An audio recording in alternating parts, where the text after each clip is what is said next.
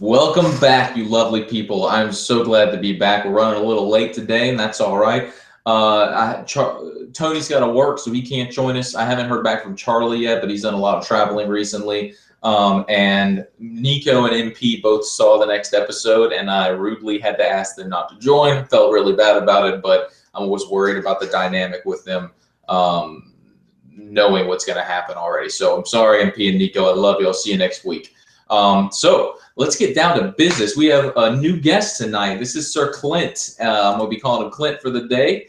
And Clint was kind enough to join us on really last minute notice and apparently had to do 18 million different things to his computer to get this thing to work. So Clint, why don't you say hi? Introduce yourself. Hey guys, glad to be here. Honored to be here. I'm excited to get this on. I'm not known anywhere on YouTube.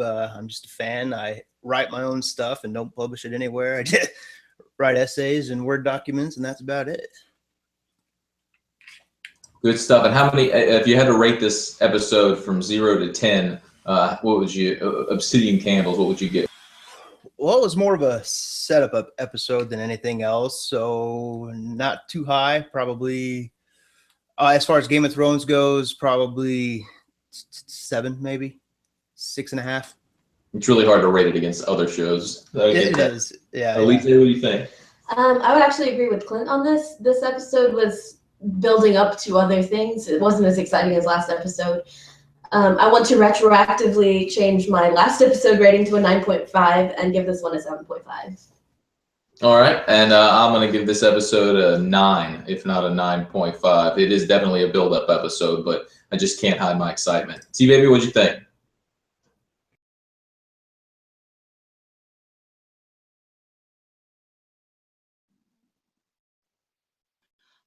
I'm going to be on the side with Clint. I gave it like a 7, maybe a 7.5, a little higher than you.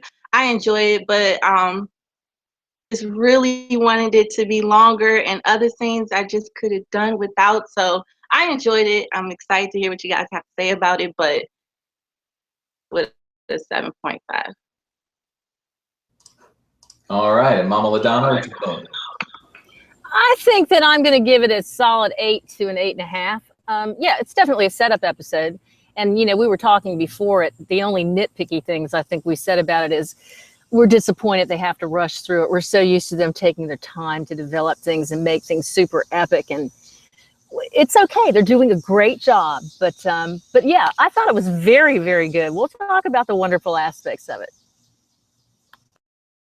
Good stuff, and you can hear the cicadas buzzing around my mom right now.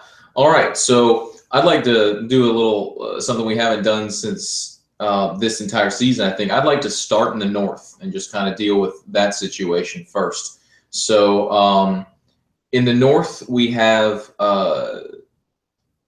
Arya witnesses the Northmen and the people of the Vale vying for Sansa over Jon, arguably. We don't see Littlefinger saying this, but we kind of know that that's what Littlefinger was going for initially before Jon was granted power, or when it was anticipated that he'd be granted power, maybe actually right thereafter.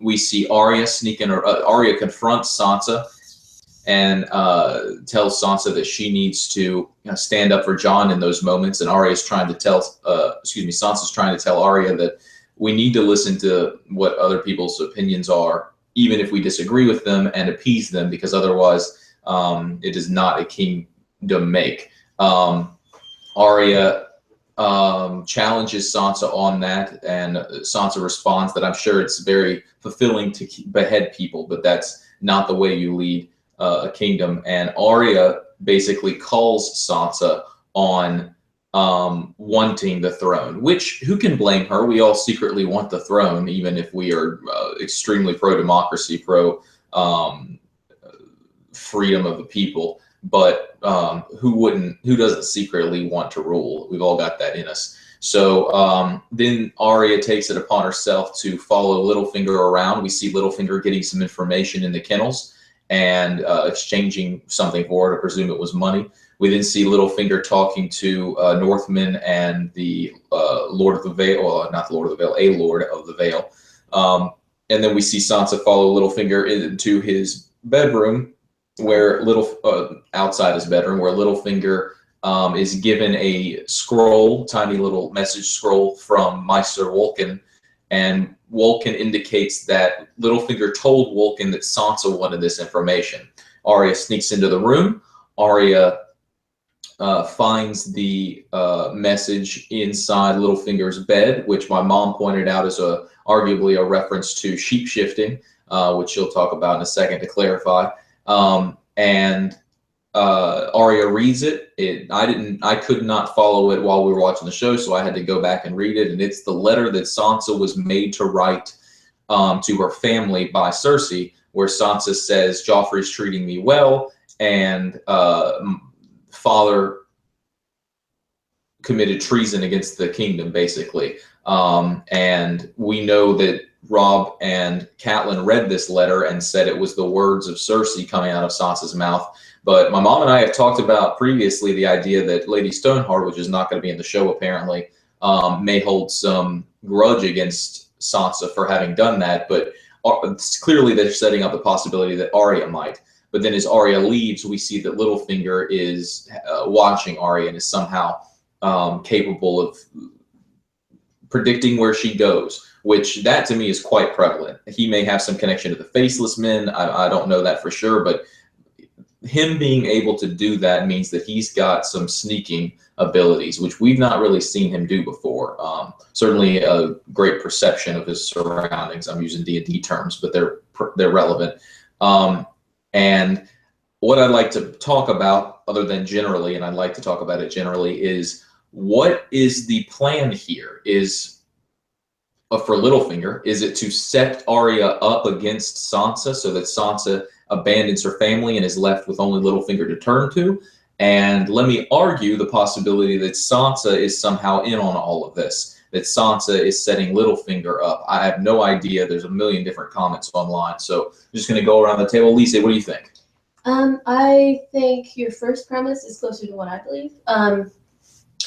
Arya isn't as well versed in politics as Sansa is at this point, so she's more easily manipulated by someone like Littlefinger. And what I've been saying about Arya since this episode is, to a hammer, everything looks like a nail. What Arya knows is killing. And when she suggests that Sansa have those bannermen who spoke out against Jon killed, that's basically the only recourse she knows for someone who displeases her. If she doesn't like someone, she puts them on her list of names. She thinks that just killing everybody off is what will solve the problems. But like Sansa says, that's not the way you get people to work together. And I think Littlefinger sees that Arya is essentially a little psycho. And he's trying to pit her against Sansa for sure. I think his end game is indeed to have Sansa basically take away Arya's power to do that, maybe by locking her up or something like that, so that Sansa has no support outside of Littlefinger. Because generally Littlefinger has been the person that she turns to all the time for advice, and now she might be getting advice from Arya. He doesn't want the Starcasts to be united because division allows him to control them more. So it strengthens his position to have the two sisters at odds with each other. It was very clear in the episode from the way that Littlefinger was looking at Arya as she came out of the room that he knew that she would go in there, he knew she would find it, and he planted that for her to see. And he also claimed that, the queen, the lady in the north thanks you. So he spoke in a way that made it seem like it was Sansa that was trying to hide this evidence, and that Sansa might be trying to use this piece of paper that tries to legitimize Joffrey over Robb as evidence that Sansa is trying to legitimize Cersei over Jon. And that would strengthen her position as Lady of Winterfell. I don't think those are Sansa's motives at all, but Arya certainly seems to think so now. And I think we're going to see more of that, some kind of confrontation. I still think Arya is going to kill Littlefinger, and I think it's going to be as a result of this, that it's it's very obvious it will become obvious. Okay, it will eventually become obvious to the two of them that Littlefinger is trying to play them against each other, and that's not something an ally does. That's all I got. Was very true. I forgot to add Bran's relevance in the North. Bran wargs and it's not wargs, it's skin changing, but it's called warging in the TV show. Skin changes a swarm of crows, what a murder. And they head north to find the Night's King. Two important notes on that. One, we see the mountain in the background. That is arguably the mountain referenced by the Hound in his vision. We also see an exact mimic of what appears to be the location where Jon faces the swarm of dead in the original trailer for before the season started. But as soon as the Night's King sees the swarm disperses. And that is an extremely big power of the Night's King, which we've not seen yet. His ability to warg things that are not just undead. That said, Bran is warging these crows, whatever they were, which is what the three-eyed raven, whoever bought the crows to where Sam and Gilly were with the baby, that somebody was controlling those crows. And this just goes back to what I've been saying about Bran is the three-eyed raven, and somehow the Nice King is an extension of him having gone to the past. Anyway, I have to say, one of the things about Littlefinger before we progress onto this, Littlefinger has some really great capabilities. He has amazing charisma. He's very manipulative. He's sneaky. He's smart. He plans way ahead. That said, between Arya and the lying game thing, the ability for her to tell what's behind people's eyes, and Sansa's politique mentality, and add Bran to it, that he can literally see fucking everything, I just don't see how Littlefinger stands a chance. That said, I don't know to what extent Bran's willing to share information. Apparently he's limited in it, and Arya and Sansa are be pitted against each other, so I'm not quite sure where this could be headed. But together, those three would be unfucking stoppable if you add a fighter, a lawful good fighter to it, which would be Jon. Did you want to add anything to that Bran stuff, or what I just said before we move on to the next person? Not really. I agree with you on that. That between the three of them, Littlefinger is kind of outclassed. TeeBaby, what'd you think?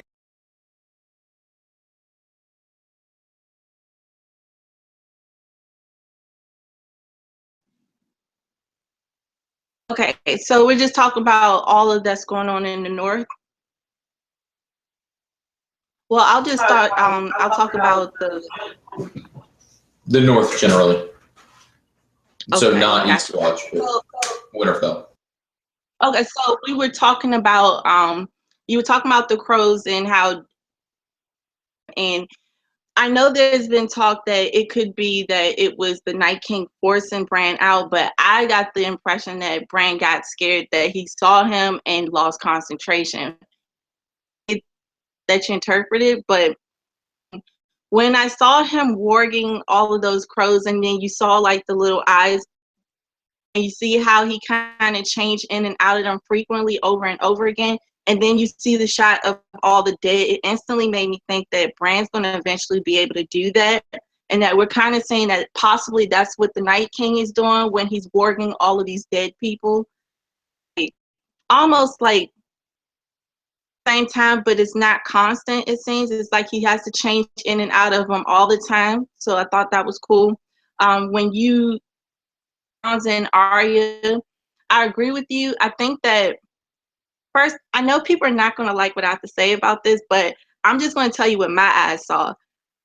Arya got jealous of Sansa when they went into their father and mother's chamber because, oh, this is mother and father's chamber, and Sansa says, and now before last season, Jon and Sansa, they did have a conversation about who should chamber. It was a dialogue. So when Sansa dismissed the situation, angry, and I think she got a little jealous because Jon did leave her in charge. But once again, Arya wasn't there, and we also know, or what we've seen, is that Arya's not mature enough.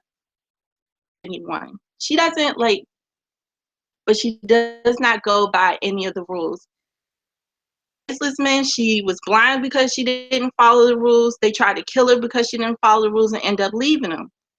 Have someone who doesn't follow the rules, I can't really see you actually leading because you don't follow you. Now, when it comes to the whole situation with the North, in that position, Sansa was doing the right thing because before Jon left, none of them respected her, anything she had to say. So she can't be too direct towards them. She has to kind of stroke their ego a little bit because we know that they are proud, like she said. There's some truth into it where Royce was like, we came for you. That is very true. They did not come for Jon. They came for Sansa. Arya wanting to, I think, was a little bit, once again, it shows that she's not mature enough, but it goes to that's the same that Rob fell into with the Karstarks.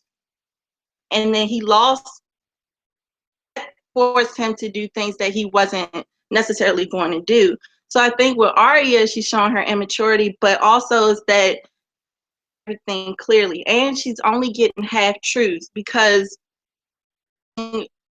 Littlefinger and Bran is watching her, because when they went into the bedroom, you can hear the crows, you can hear them screeching in the background. And whenever you hear that, just trust me, that is Bran watching. So when it comes to the whole situation with the Stark girls, I think it's going to be Bran that tells them, like, you guys need to stop fighting because you don't even see what's actually happening. Littlefinger is playing both of them, and he's playing them well. And one thing I know that everyone wants to say that, you know, Arya, she's lessons and she can be Steph and she can do all these things where she's like the super spy person. Is her sound cutting off for everybody else? Oh, am I getting cut off? Only for me, so go ahead. Okay, cool. So I'll leave it. Oh, so basically, I get that Arya has all these ninja training and everything, but we're talking about Littlefinger and all of this mess. And we know that Littlefinger thrives off of chaos. And Winterfell is in chaos. You have this big threat in the beyond the wall. You have a threat with Cersei, and then you have northern houses who are not getting along, who don't agree with Jon that he went down south. So I can see Littlefinger, you know, playing these girls, but at the end, I do believe that it's going to come to Bran. I don't know if he'll be direct about it, but I do think it's going to be Bran that tells them that, you know, you are being played and that work together. And I do believe that it's going to be the Stark girls that are the downfall of Littlefinger, but I think it's going to be a combination. I don't think it's just going to be Arya that kills her. I can see that I can see Sansa giving her that order and say, put his name on your list. That way. Because Sansa is kind of like, not Sansa, Arya is kind of like Sansa's bodyguard, because she's telling her, like, you need to have better guard. She's always watching her back saying, oh, well, you're in charge for a reason. So I don't know. I feel like if they work together, and like James said, you put Bran into that equation and I have a chance, but they're not working together. And his plan is to make sure they're separate as much as possible. Whenever Littlefinger doesn't smile, that's a dangerous thing. And it was last season when Sansa was looking. As long as he's smiling, he's thinking, and that means he can go here. But when he's not smiling, it seems like it's back in a corner, and that seems when he's his most dangerous. The North. Great fucking points, and I forgot about the this is mother and father's room. That's got to be an eerie feeling, though, to go to the home that you haven't been in a really long time, and one of your siblings is in your parents' bedroom. Arguably, this is probably the same bed, and great point about the concentration on the crows. I did not look at it that way, but that's a more than fine point that it just scared the shit out of Bran. But speaking about what you were, some people in the comments were saying Sansa and Arya just need to sit down and have a long fucking conversation. We watched Jon and Sansa go through something similar last season before they finally sat down and we have got to trust each other, they ultimately concluded. So Clint, you want to talk about all this Winterfell stuff? Yeah, can you hear me all right? Can you hear me well? Yeah, cool. Well, we'll start with Bran, I guess. I think they intentionally made it to where we couldn't tell whether the Night King was kicking him out of the crows or if he was just spooked or, you know, whatever. I think that's intentionally left ambiguous. I really wish we could have some sort of sense of what he can see, because, you know, he said that he can only see bits and pieces. And for example, like when he's thinking, he saw Arya at the crossroads. I wish we could see just an example of, say, he thinks of Arya, and does he just see her at the crossroads, or is he able to follow her all the way back? Is he knows about her list, so does he just see two different visions, or is he able to follow her, you know, wherever he wants? And that goes back to Littlefinger, you know, the whole chaos is a ladder thing. When he thinks Littlefinger, is he able to see anything Littlefinger, or is he just seeing? Does he have no control over what he's seeing? He just sees that speech and knows nothing else besides that. So I wish we had an idea of what he knows really, or what he could potentially know really. And then Arya, I don't think she's jealous at all. I think it's an issue of trust. I'm gonna have to refer to the books because we don't get inside her mind really in the show. But in the book, she really wonders, especially, you know, in the second book, she wonders if Sansa had anything to do with Ned's death. And she knows that Sansa has spent years with the Lannisters, so she has no idea what Sansa, you know, is really thinking or where her loyalties lie. So I think that's where all that, the you know, mother and father's room, all that stuff comes from, is not jealousy, but mistrust. She doesn't trust her. She can't trust that she's on Jon's side. She can't trust that she's on her side. But the stipulation there is, you know, she's a faceless man. She should be able to read her face and know, you know, where her loyalties lie. But yeah, I'm sure we'll see that unfold here in the next episode. I don't know, Littlefinger. It amazes me that he's so easy to, you know, easily tricks Arya like that, and it's a great move because, like I said, that mistrust that stems from Sansa living with the Lannisters for years, man, he just plays that perfectly, and he couldn't have done it any better. And like what you said, James, he might, or I don't remember who said it actually, but he might have some sort of ties with the Faceless Men because, man, he is on point. He knows exactly how to play her, and she doesn't seem to be able to get a read on him at all. That's about all I have to say about it. Great points, Clint. And I agree with you. A lot of people didn't like the way Littlefinger, the actor, was playing this, but I think that this season has finally come to fruition, and we're being able to watch whatever ends up happening with this character, the reason he's acted the way he has all the time, with the exception of the accent change, which really I didn't think that was big of a deal. Great point about what can Bran see. There's a spell in D&D called Scrying, where you can see, if you cast Scrying, you can see either a location or an individual anywhere as long as they're on the same plane of existence, and it follows them around for 10 minutes or it stays in the location for 10 minutes. However, if that person you're watching can see invisible things, they see you scrying as an orb floating around. And we really, I'm just saying that because Martin has clearly played D&D and it's playing into this. And I'm new to it, and having done it recently, it's coming out in what I'm watching. But you got a great point. We really don't know. Is Bran willing himself to see certain things? Is he being shown certain things? Is he just getting random visions and he's trying to piece it all together? He says he saw Arya on the crossroads. We don't know if he did that intentionally or if it was unintentionally, just happened to be there at that moment. If it was intentional, why is he sending crows to the Night's King? I don't know if you were getting to, it seemed like you were getting to that without actually stating it, but if he can go see anything, why send the crows? Clearly it's a great visual for us, but and you're right 100% in my opinion. Arya has literally been taught through her entire life she can't trust anyone, and then add to it the Faceless Men thing. And to respond to something you said, it seems like she is trying to read Sansa, but what she's getting is ambiguity. She's not supporting herself over Jon, but at the same time she's got the desire to be a leader. Mama? Oh, brother, all of you hit some wonderful points. Without going back into them, I'll just say what I have written down, and I did take some notes.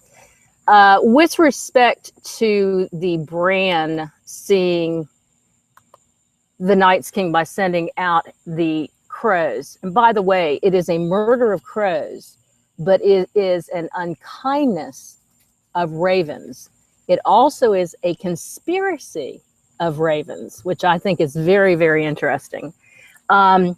James, with respect to your scrying, I think that was a great point. Scrying, the definition I always had thought it meant, was the reading of a crystal ball. It actually means to foretell the future using either a crystal ball or an other reflective object or surface. So interesting, just throwing that out there. With respect to Bran sending them out, you know, Bran has already said he gets things in fragments. He can't always put them all together. I think that his sending out the murder of crows was important because that way he can get a more overall view of what's going on and maybe see a bigger picture. TeeBaby was wonderful on her point with respect to, it's almost like he's a baby Night King. And again, whether Bran's a Night King or not, it's kind of looking like it. But regardless, he's like a baby Night King because if he's just learning, and we know he is, he said he's just learning how to do all these superpowers, then he can't control that entire flock of birds as a unit. You can see the eyes are flitting back and forth and becoming white. And T is correct. It's like the Night King perfected it. He can do them all at one time. And I think we're going to see Bran rise to that level. The more curious thing about Bran, I don't get yet, and it will be revealed, is why we get some visions of places that don't have weirwood trees, like he sees Ned in the prison, other things like that, where there is no weirwood population anymore. That's going to be explained, and we'll find that out later. When the Night King icily crackles as he quickly turns, you know, James and I have talked about this many years ago, that, and Bran said to Arya, a crippled boy doesn't need a dagger, and he hands it to her. You know, I think that Bran's more important thing is that he's going to have some kind of metaphysical battle of the minds, and we kind of saw that in this scene. Because as soon as as T said, his concentration broke, it was like they were in the minds of each other, and he broke it. This is kind of like the scene in Hogwarts and Harry Potter, where Snape has Harry in that room and he's teaching him how to block somebody, Voldemort, coming into his mind. So I think that we're going to see something truly, an internal battle of the minds. Leave that alone. T, you're absolutely right. I caught crows twice. I caught crows in the background I presume that was Littlefinger's room and not Sansa's. It didn't look like Ned and Catelyn's bedroom. I caught crows in the background there, and we definitely saw Littlefinger standing next to a cage, and the crows were just going, or ravens there, I think, were just going crazy crowing. And, you know, maybe they're saying he's a liar, he's a liar. With respect to Littlefinger, his grandfather or great-grandfather came from Braavos. I think we need to remember that. He landed on the Littlefingers, the Finger Islands, and he ingratiated himself into a family, which then led him to the Tully family. But he's got strong Braavosi roots, so we're not sure. I'm not sure if he hasn't been trained in something. The thing that is interesting to me, let me make sure I hit all that. Oh, no. Remember when Robert Baratheon said to Cersei, what's better? And he put up 5 fingers or a fist? You know, individuals are stronger when the group pulls together. And I think this is being shown with the crows, but I also think it was exactly what Sansa was saying to Arya. Let me go to that scene now. I agree with everything every single person here has said, but I want to add a couple of lines in the show. If you remember way back when, no, let me start with this. Remember when Bran was talking to Littlefinger? Very interesting scene. And he starts riffing on how much he liked Catelyn, and that when the assassin came into Bran's room to assassinate him, he said, I would have taken a dagger to the heart so that Catelyn wouldn't have gotten injured. Now, I thought that was really interesting. First of all, he's a liar, but I'm going to take you back to that scene where Arya is pissed off and she's doing the knife at the breakfast table, and Ned has a conversation with her then, and later a more intense conversation, and he says, you know, we got to pull together. You can't kill your sister. And she said, I don't really hate her, not really. I think that Littlefinger may actually be setting Arya, who is a loose cannon, up to pulling a dagger on Sansa. Now, you may think I'm crazy about this, but let me add a couple more lines that have been said. Arya also pulled a dagger on Brienne in that magnificent mini fight scene in Winterfell's courtyard. If he can incite Arya to get so pissed off that she pulls a dagger and he steps in front of her to stop it, I don't think Arya would do anything.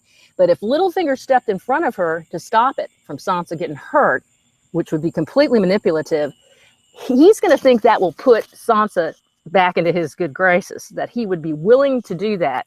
So if they go that route, I think that there's a lot of foreshadowing for it. Now, in the end, the lone wolf dies, but the pack survives.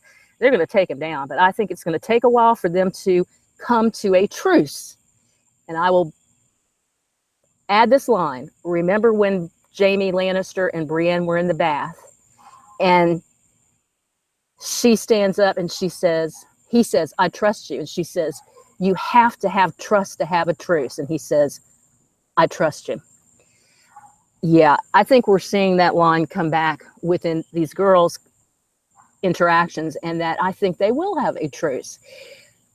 But remember, the last few things I'm going to say on this, and I'll shut up, is that remember Maester Payne was asked by Alistair Thorne when he pardoned Jon at the Wall, didn't get his head chopped off for going over to the wildlings for a while.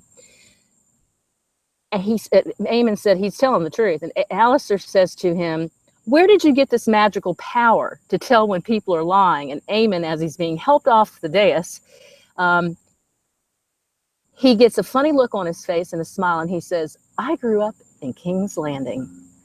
Now, Arya has not had that benefit. She did learn the lying game somewhat in Braavos, but she didn't have the years of political backstabbing and intrigue that Sansa has been immersed in like a baby in a cobra den. And she also is able to put on a mask when she needs to. Remember that scene when Littlefinger comes in her room and he's talking to her in the veil and she's sewing that new black dress, and she says, I know what you want. And he asks, well, what is it? And she just gets that mask on. I think that she can drop that in front of Arya and other people, and Arya can't quite get through. And again, I don't think they trust each other enough to be able to drop the masks yet, either one of them. I think I'm almost finished. Bear with me one second. With respect to the sheep shift, yeah, if you'll remember very briefly, when Tyrion is walking with Sansa, and she's still a young girl, and actually Shay is walking behind them, still pissed off that they're engaged, but she makes that thing about Arya going in her room and cutting a hole in her mattress and stuffing in sheep shift, and she says, it's the vulgar word for dung. So that harkens back to her thinking maybe Sansa hid that in the mattress of Littlefinger, if that is indeed Littlefinger's room. So all these callbacks are coming back and forth. But again, I think the girls are going to pull together. And now I will shut up and allow everybody. That was fucking brilliant stuff, Mom. Absolutely brilliant stuff. I've got this scrying spell. If anybody wants to see it, probably not, but I'm going to put it up anyway. I got a couple other things to share while we're doing this. So there. And all right, so from there, I'm going to move into the battle area, wherever the battle occurred in the previous episode. So the only thing that took me out of this episode, the only thing that bothered me, I'm going to go ahead and do it as the first part of this, was the beginning scene where Jaime and Bran pop out of the water. It bothered the hell out of me for a couple of different reasons, but mainly because we were set up in the previous episode to have Jaime in a dire situation. Instead, not only is his armor not that big of a deal, he gets pulled to the top of the water by one other person. And not only that, but apparently they're almost a mile down the river. It bugged the shit out of me. But great conversation between them. Bronn's like, FYI, dragons mean I'm fucking out. So you owe me what you owe me, and I'm going to protect you until you give me what I want. And he implied, but if you don't give me what I want, I'm the person who's going to fucking kill you. He didn't say that, but it's what he implied. Then we get the scene that shows what Dany is, and I don't mean a bad person, but she's trying to inflict fear upon these soldiers who would not bow. And what a great, oh my God, how fucking beautiful was that, seeing Drogon up on that cliff as the soldiers were forced around. And we watched Tyrion on the battlefield before that, and Tyrion is horrified, as I'm sure relating directly to his brother, but seeing all the horror everywhere. And then we get the Tarleys refusing to kneel. I understand why everybody sees Dany as a bad guy, but I gotta say that they're doing a great job of showing all the different perspectives. It's easy to fall in one line and say that person's morally correct, but I mean, Tarley is trying to be honorable. The irony of him being an asshole at the same time does not escape me. But Randall Tarley is trying to be honorable, saying, I made an oath, I'm not going to break it. But he also broke other oaths. Tyrion makes that point. Dickon is trying to stand up like his dad would want him. His dad raised him to do that. Raised him so much so that Rickon even tells him, kneel. I don't remember how he phrases it, but he says, keep your mouth shut. Who is that? Some stupid boy. He's trying to tell him to kneel, but he's drilled it in Dickon's head that you have got to stand up, and if it means death, so be it. You're an honorable, hardcore fucking dude. And that sucks because Dickon was a cool motherfucker. And then when Dany says that she's not going to behead, I didn't say anything about beheading people. It all sinks in, and that should have been, I thought, maybe eating, but fire was clearly the obvious choice. And that's, to be fair, they did not burn very long. They were gone pretty fucking quickly.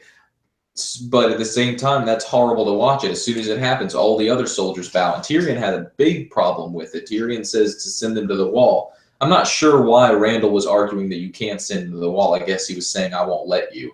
But sending people to the wall makes a lot of fucking sense. And now all of those soldiers that are with Dany are with Dany because they're afraid of her. That is exactly what Missandei told Davos is not what her followers are. Her followers follow her because they respect her, they love her, they trust her.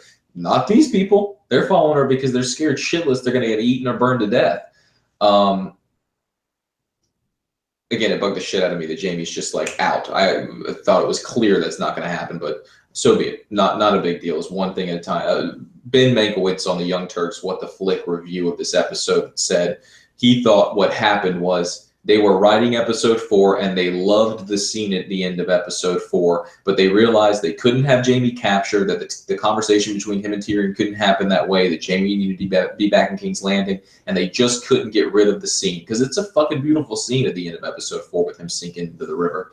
Tyrion made some great points in that you can't just behead everybody, and why not send them to the wall? But now let me argue for Dany. Dany is trying to win this war, and I'm not saying anybody's right, so forgive me. I'm playing the devil's advocate here.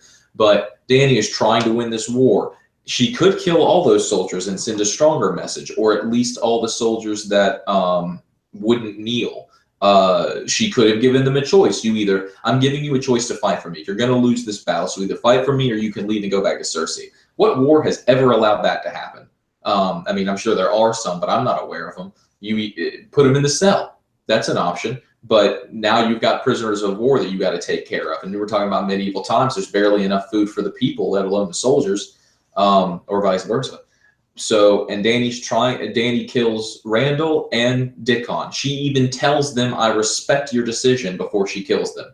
So I'm just arguing that from her perspective, from her individual perspective, she is arguably doing what she needs to win this war and have lower numbers of casualty. I'm not saying that it's right. I don't know if it is absolutely the perfect choice, but I can't say that right now she is the horror, but it is undeniable in my opinion. I've been the one who said it forever. I don't know if it's been said before me. I'm not trying to take credit for it. I'm just trying to say I have said for the longest fucking time that Dany is a representation of wanting the people to love you and do what you want, and that being literally an impossibility until the Night's King offers it.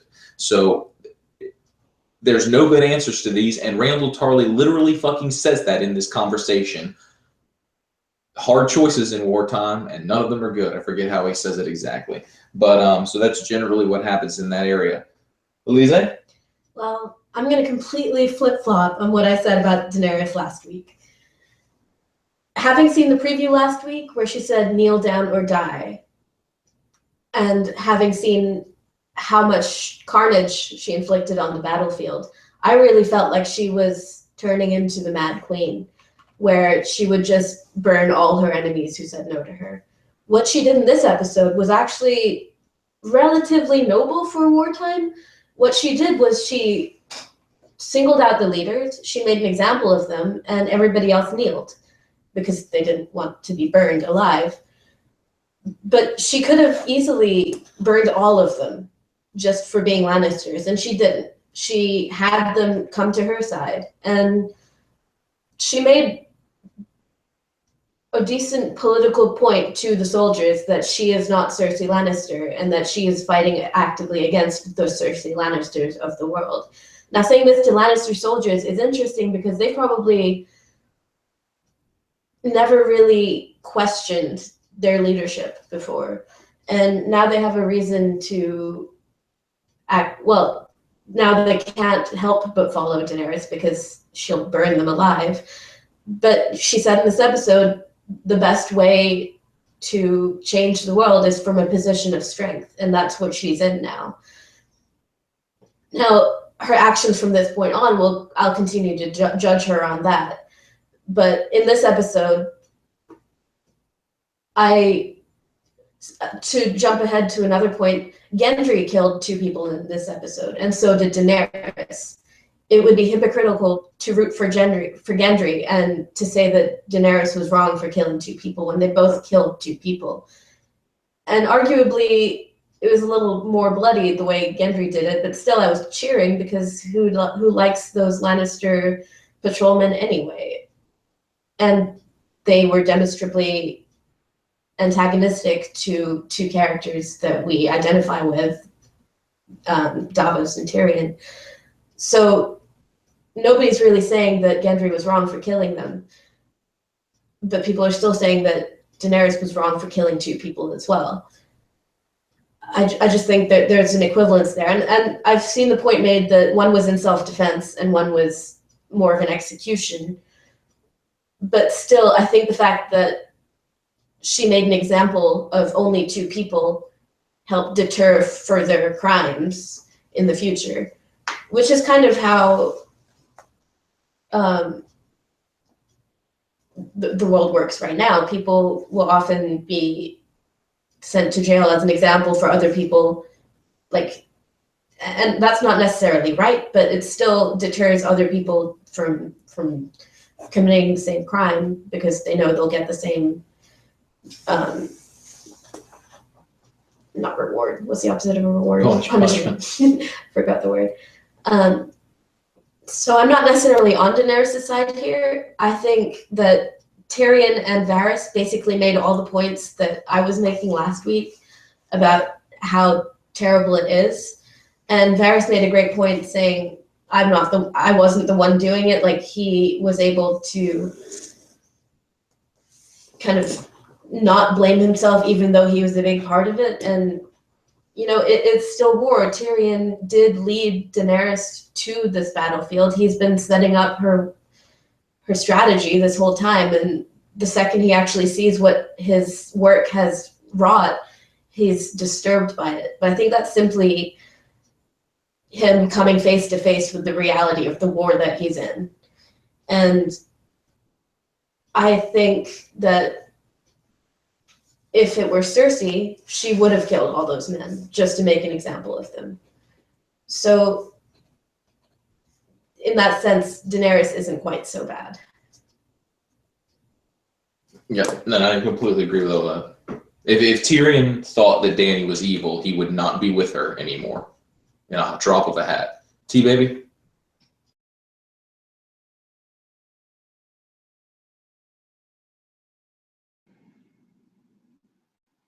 Okay, so I'm with you guys. I didn't think that Dany, I didn't think she was acting like the Mad King because she said, you know, you could bend the knee or you could die. And then she offered to send him to the wall and he refused. So there was nothing else she could do at that point. And AK said in the comments, and I totally agree with her, that he did not want to go to the wall because he would have to face his son Sam. Because when you go to the wall, you're equal. He's not under you, they're equal. But when it comes to Randall Tarly, to be honest, I think this is when you go back to with Gilly, he was okay with her not being a highborn and everything, but the second he found out she was a wildling, and it's the same thing coming back when it says, you know, these are savages. They're not, at least Cersei is Westerosi, is what he said. He's a racist at the end of the day. So I think that Dany didn't have a choice. He was being subordinate every time, and she even offered a lesser punishment, but he refused to take it. So there was no way. And she even made a point to say, you know, that if I just give people chains, everyone will take that option. And she's telling the truth. When it comes to son, I just think that was foolish. Now, the idea that Tyrion said lock him in the, he would have set his son down and locked him up for a little bit, I think he would have came back around because he was kind of so about the whole battle. I mean, he was even feeling down about it because he was like, I used to hunt with these guys. So he wasn't really up just, you know, taking out the, not the high towers, girl, get your life together, but the Tyrells. Also, when it comes to Dany and this whole bend the knee thing, is different about Dany this season compared to the past is that she always gave them, you could stay with me or you can just go. I will not try to come after you. When she comes to Westeros, it's a different story. You either going to be on my team or I'm eliminating you. And she has to do that. Westeros, this whole game is a different ball game than it is in Essos. Hey, well, you can either join me or you can just, I'm not going to bother you. No, because they're going to go to Cersei. Just can't have that. I think this was the best option that she did have. I think that she did give them all offer to bend the knee. I love Drogon, the stallion that mounts the world. That's the only thing that popped in my head when I saw that. It's like, yes, I definitely love that. When it comes to Jaime, I'm with you, James. Like that, it was like if you're going to pull that type of thing where he's going to drown, but then he makes it. You did that with Tyrion. They should have just right out. It was no need for us to speculate. Oh, is he going to make it or not? We all knew that he was. So, and it didn't make sense with him having all that armor and it was weighing him down.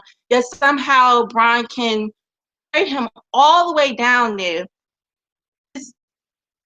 He makes it out. Why was no one searching for Jaime? He is a very rewarding prisoner. The only one looking for him is Tyrion. That makes no sense, and then everyone's just cool with that. Did not like that about the scene, but like I said, with Dany, I don't think she's the Mad Queen. I think that she's doing what she can do based on the circumstances that she has, because she's fighting a war where people don't really know her father. But the only thing I will say about Dany is she keeps talking about this whole will and how to break it, but she's part of that will no matter how much she wants to say she wants to break it. She's doing the exact same thing that all these other kings and queens do. And that's just what John said, you know, you're not more or the same. And that's exactly what she's doing. This whole season, she's been acting so much like Stannis. I never really noticed how they were more alike. But she just gives me that Stannis vibe. That's all I really have to say about the whole, like, I did like Drogon on top of the world. I did enjoy that. I thought it was incredible. And then when he roars and half the people get down on their knees. I did want to add one thing I forgot to mention so we could talk about it. With Rickon with Randall and Dickon dead, Sam is clearly a presumed heir. However, he took the Night's Watch oath and has not been relieved of that. And if he becomes a Maester, he's technically got another oath. Another reason why he can't take. What the fuck is the name of the place that they're at? Anyway, or Highgarden, which arguably Randall was supposed to be owed, which that's never been put in writing. But if that is the case, that those rules may change. But if Sam's not the leader, there's only two options: either Sam's sister or Sam's son, and Sam's son is not his kid, which would be really funny. Clint, enlighten us. Yeah, it pissed me off too how Jaime and Bronn were just able to magically show up a mile downriver. But what was worse, as TeeBaby mentioned, is that nobody was waiting there to scoop him up. I mean, he is the most valuable prisoner of war they could possibly come across. I mean, he's the only person that matters to Cersei at all. So that's kind of ridiculous. As far as Tyrion and his perspective on the carnage, he knew all along that she had 3 dragons. Did he not expect her to use them? I mean, that's a little. I mean, I understand seeing it and knowing it's an inevitability or two different things, but still, he should have expected it. On Inside the Episode, they did mention that Dany intentionally limited casualties that she killed with the dragon, and was mainly focusing, on the wagon trains and all their supplies. So they did make a point to mention that. I think it's a little bit hypocritical for her to claim, that she's not her father's daughter. She's not the Mad King's daughter, but, here she is burning people alive. Granted, it was short, but, that's not going to help the rumors. I mean, that's Cersei's biggest piece of propaganda, is that she is the daughter of the Mad King. So burning anybody is not really going to help that. I like that this is the first time we've really seen that dragon fire is hotter than normal fire. We saw how quickly that they just, burned into nothing. And that's really the first we've seen, other than Harrenhal, but, that's after the fact. So that was pretty cool.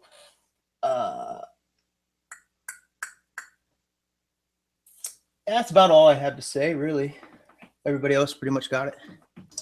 Awesome. And thank you for joining us tonight, Clint, by the way. Sorry it was so much trouble. About the hot fire, that's a great point, because we know White Walkers are apparently immune to normal fire. I wonder how they'll react to the dragon fire. Also, I agree about, there's a great point about Tyrion. He knew she had dragons and that she was bringing this full force. He probably also knew that Jaime was going to be on the battlefield. That said, it's one thing to have it in theory and another thing to see the horror. There's actually one thing I wanted to add. Yeah.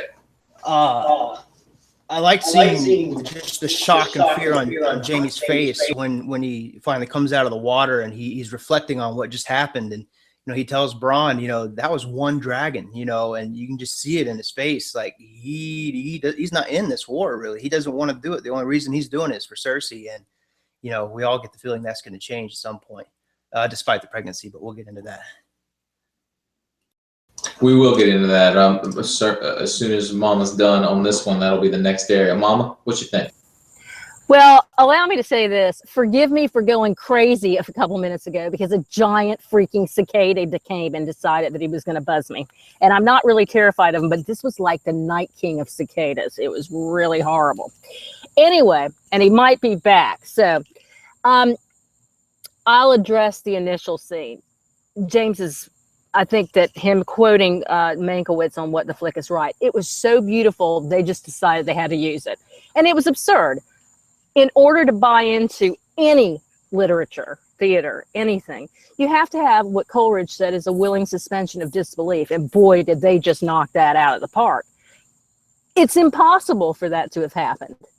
So I'm going to leave it alone. But I think there were two things that happened in that scene that were important regardless of my nitpicking.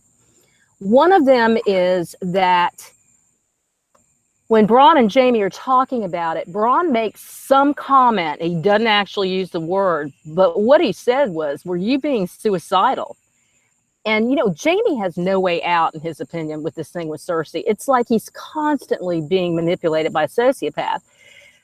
And he also knows that he wants to fill that white book up with something incredibly epic and brave and noble on his part. But he survived. And then I love the conversation when, you know, Jaime said, it's going to be really horrible when the dragons land at King's Landing. And Bronn says, I'm not going to fucking be there. And he's not. Bronn's a sellsword. Now, we know he's got some real emotional feelings for Jaime and Tyrion. But he also values his life, as we saw when he did not go after the coins, when they spilled, when the Dothraki was after him. So he's not going to hang around, which means, as we've suspected, he's going to go over to Tyrion's side, probably. Hell, he might even end up above the wall. But at any rate, two things that we were supposed to take away from that scene, and the rest was absolute bullshit as far as setting up something believable. But again, it doesn't matter. With respect to the scene with Dany, and I found this really interesting because I personally had to do a double check on my perspectivism. I do not dislike Dany, and CharlieInWesteros and I talk about these things on these videos because he really, really loves Dany, and I get it.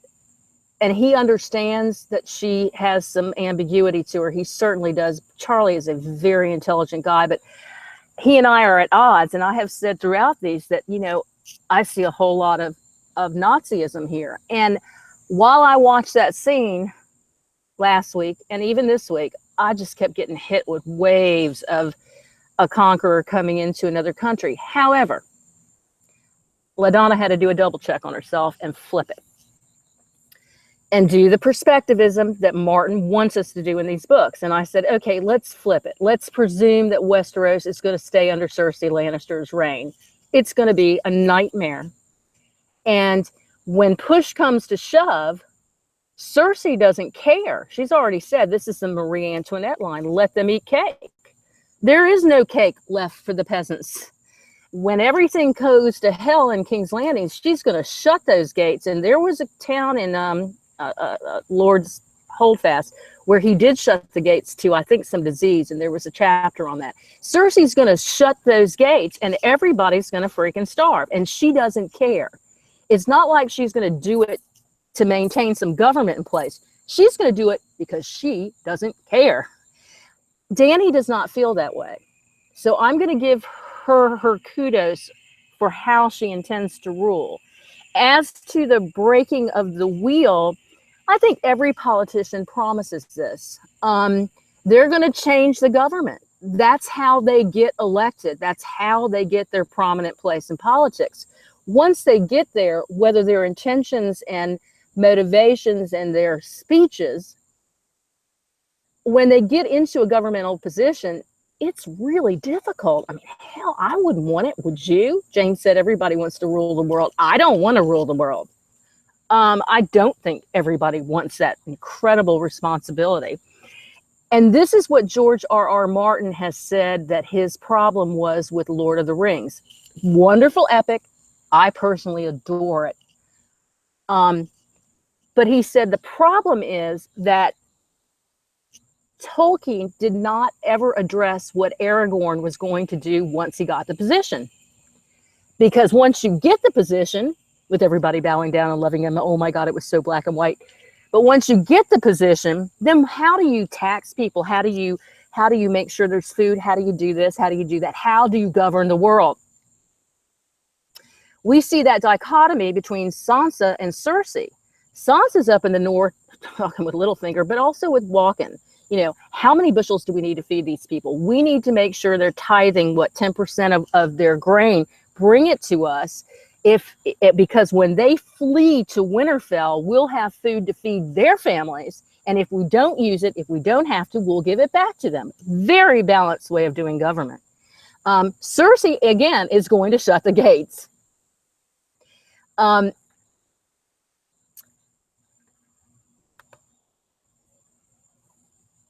Tarly's sons. What a tragic scene. I'm going to give Dany her due here. She gave them an out. Bend the knee. Now, I find it interesting that Tyrion turned to him and said, bend the knee. You've already seen one house wiped out. Olenna's house. But the interesting thing is this. Remember Joffrey and Tyrion at the wedding? Joffrey said, bend the knee. Tyrion wouldn't do it. Bend the fucking knee. He wouldn't do it. So, you know, I got kind of conflicting things like, but I think we're supposed to.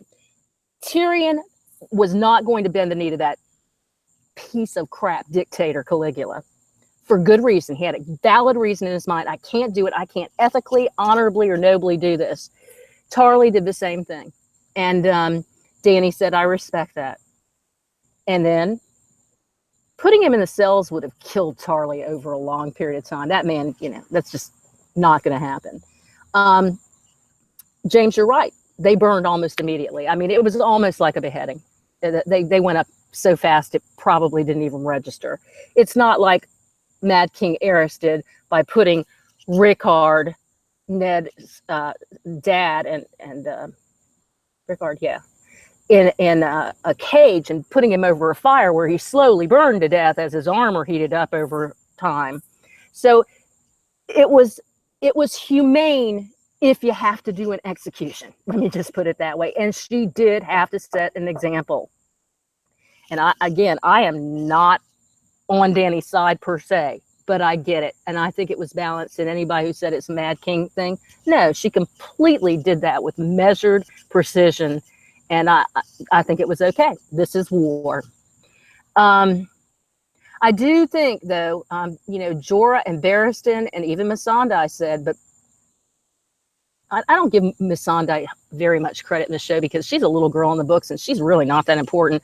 But Barristan and Jorah both told her that everybody followed Rhaegar because they loved him.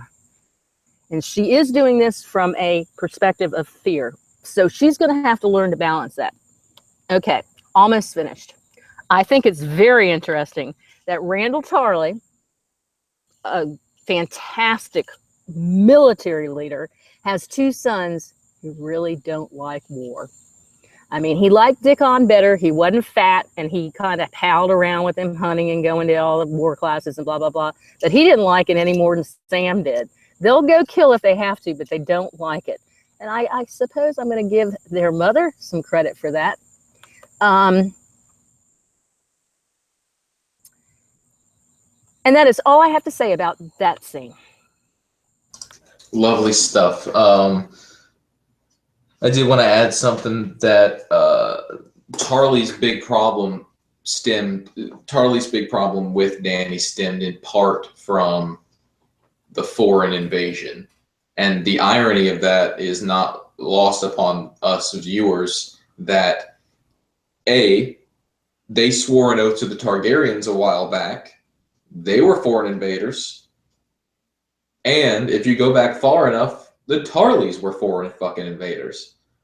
With the Children of the Forest and the First Men, they invaded. So it just goes around. All right, so let's do King's Landing. I also wanted to add a couple things. Okay, Randall and the Night's Watch, I think part of the reason he didn't want to do that is because he sent Sam there as punishment, basically, for being fat and cowardly.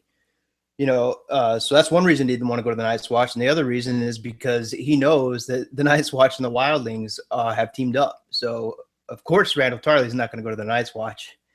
The other thing about Sam, of course, you know, if Joffrey can relieve Sir Barristan from the Kingsguard, then, of course, a king or a queen can relieve Sam from the Night's Watch. And then, see here. Oh, I just wanted to add that, you know, Dany's execution, we know it was humane. We know it was quick. But as far as public perception and rumors are concerned, it's not a good thing. That's all I had to say. Great point. It's, even though it may appear, how do you kill somebody without the public perception being that it was merciful in some way? Right. It's the fire. Yeah.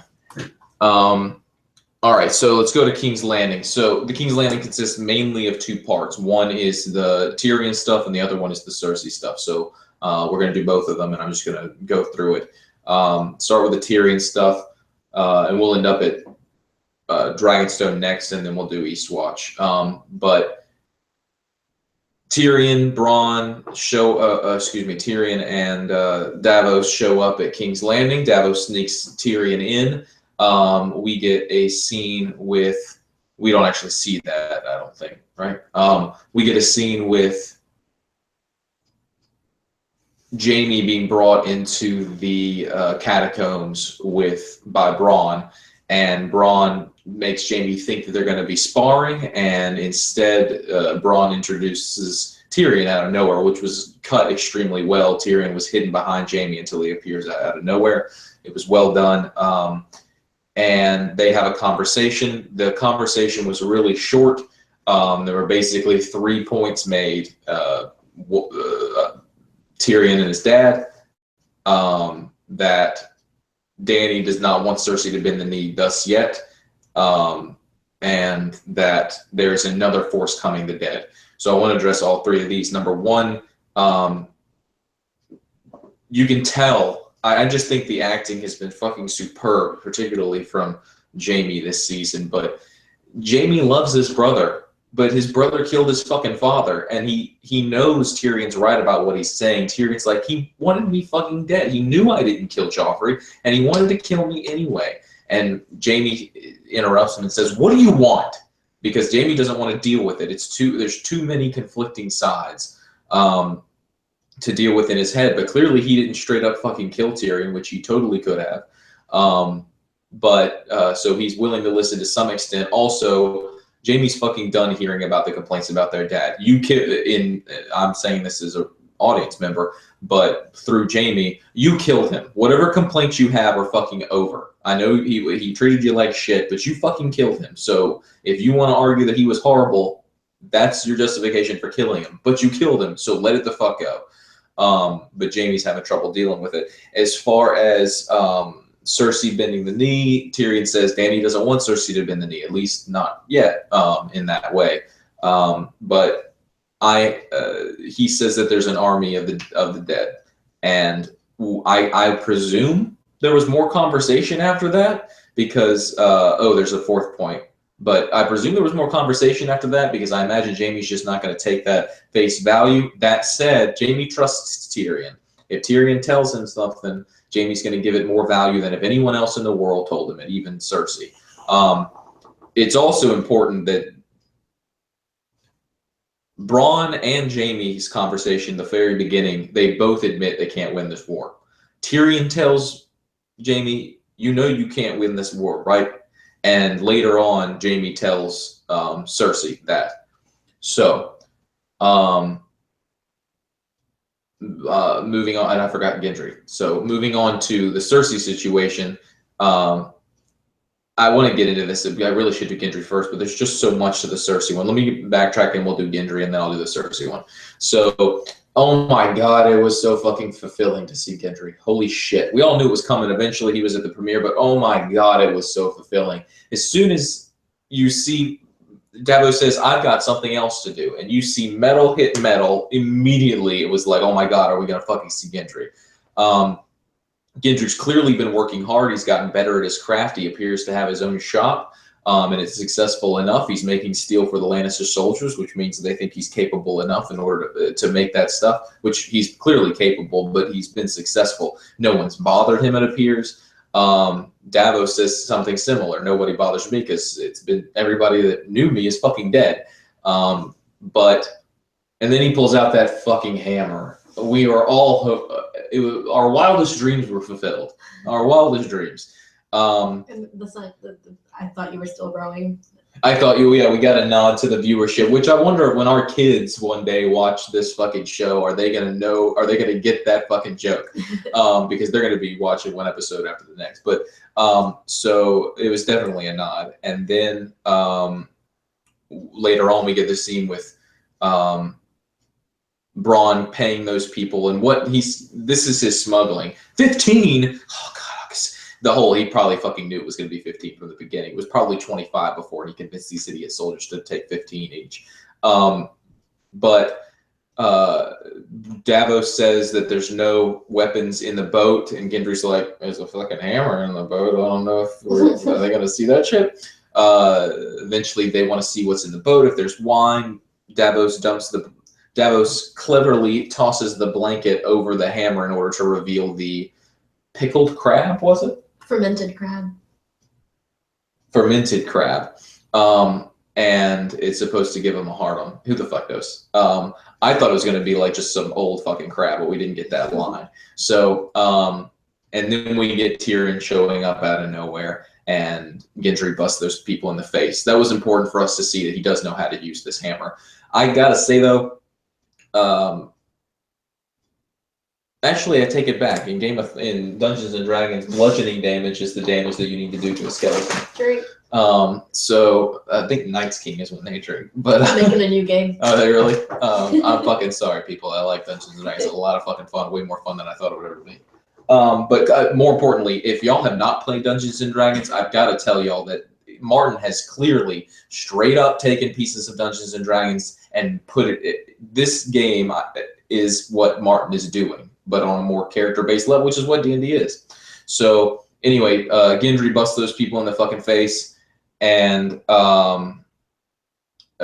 this is Gendry. He'll do. That was clever. And then they leave. All right, so let me get to the Cersei part. So Jaime comes into Cersei's room, and Qyburn is talking to Cersei and says, do you want me to get you something? She says, no, I'll be fine. Qyburn leaves, and I gotta say that when Qyburn says goodbye to Jaime, he almost says it in a demeaning tone, which I've never heard from Qyburn before. Maybe I misread that, but I almost heard it as if I know something you don't know. But then Jaime walks in and tells Cersei that he met with he tells her like 8 things in a row.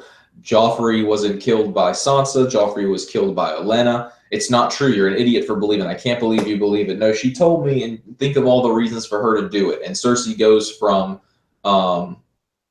thinking Jaime's an idiot to thinking Jaime's been manipulated and Olenna's just on her deathbed and wanted to hurt us, to really believing it after Jaime says, picture yourself as Olenna, which is impossible for Cersei to do because she's a fucking narcissist. It's just, and I don't mean that in a fair enough to laugh because it's fucking funny, but at the same time, I mean that in a literal sense. She cannot empathize with other people. The only reason she empathized with her children, and this is never stated in the books, but it's the reason for that prophecy at the beginning. The only reason she relates to her children is because she sees them as extensions of herself. And that's exponentially more, it became exponentially more true because Cersei was told, your children will die and then you will die. And that made them greater extensions. Now, the show didn't really go that route, but I think that's important. They certainly thought it was important enough to put in the show. So the 2 main things I was leading to, number 1, the pregnancy, and number 2, that Cersei knows that Tyrion, or that Jaime met with Tyrion. So number 1, Cersei said, Jaime says, I met with Tyrion. First of all, he's telling her fucking everything. He's telling her everything. He's not hiding anything. I met with Tyrion. Cersei acts natural. She tries not to let anything on, and she does a good job of it, which is kind of new to Cersei. Jaime explains the situation. Cersei immediately turns it back around and tries to think about how they can use this to manipulate the situation. Here's the thing. Cersei says she knew that Jaime was going to meet with someone. There is a spy. That scene clinches that there is a spy, and I can't think of the fucking life I can't think for the life of me how it's anybody but Varys. And they're playing it close to the vest rather than showing us that there's a spy because we're all going to presume it's Varys. I can't think of anybody else who it might be. Y'all help me out with that. So then Cersei says, oh my goodness. Then Cersei says, the dogs are here. Cersei says that, reveals that she's pregnant. This is Liana, the Boston Terrier. Okay. Puppy. Here, a big piece of that cheddar cheese popcorn. Okay. So Okay, so Cersei's pregnant. Number one, Cersei could be lying, and that's absolutely possible. Kyber could be telling her, offering her something to make it seem like she's pregnant. In my opinion, that's not true. Cersei's pregnant. I thought she had already gone through menopause when when Jaime gets his golden hand. Kyber takes Cersei aside and says, "Have the symptoms abated?" She says, "Yes, I'm fine." That to me implied that she was going through menopause. She was having hot flashes and the whole "I'm peeing on myself" thing.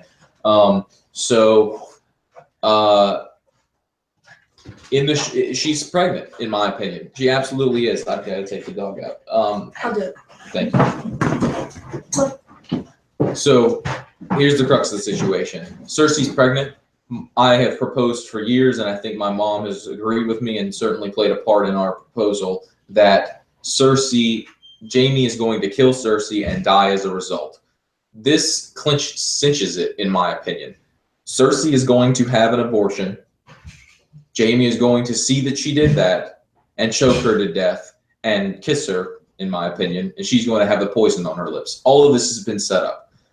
That means that Jaime dies having kissed Cersei, and Cersei dies with a Valancour's hand around her neck, and the baby is killed. Also, we'll get to it in a minute, but if Gendry survives the Eastwatch thing, and Jon heads to Cersei, which is foreshadowed, I mean, they say that's what they're going to do.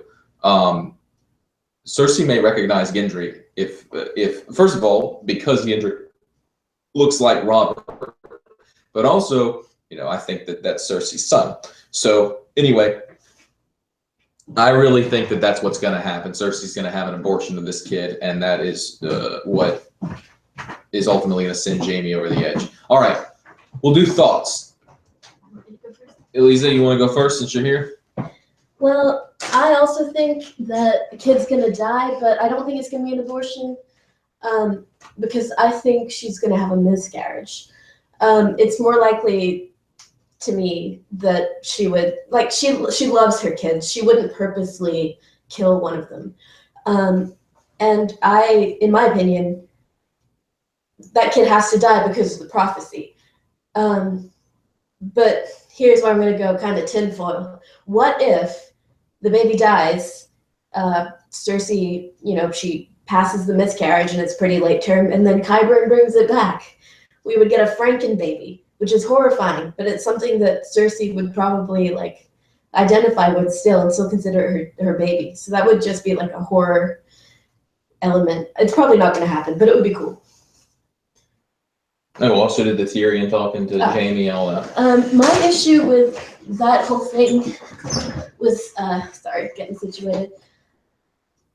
I'm not sure what time frame there was between the battle and Tyrion going to King's Landing where Bronn would get involved. Like, how did they get the message to Bronn in time for him to bring Jaime without his knowing, and with enough time for Cersei to find out about it? So I agree that there is a mole, and it probably is Varys, because who else at Dragonstone knew that Tyrion was going that would have connections? I'm curious about the connection to Bronn, like who exactly reached out to Bronn. Was it Tyrion?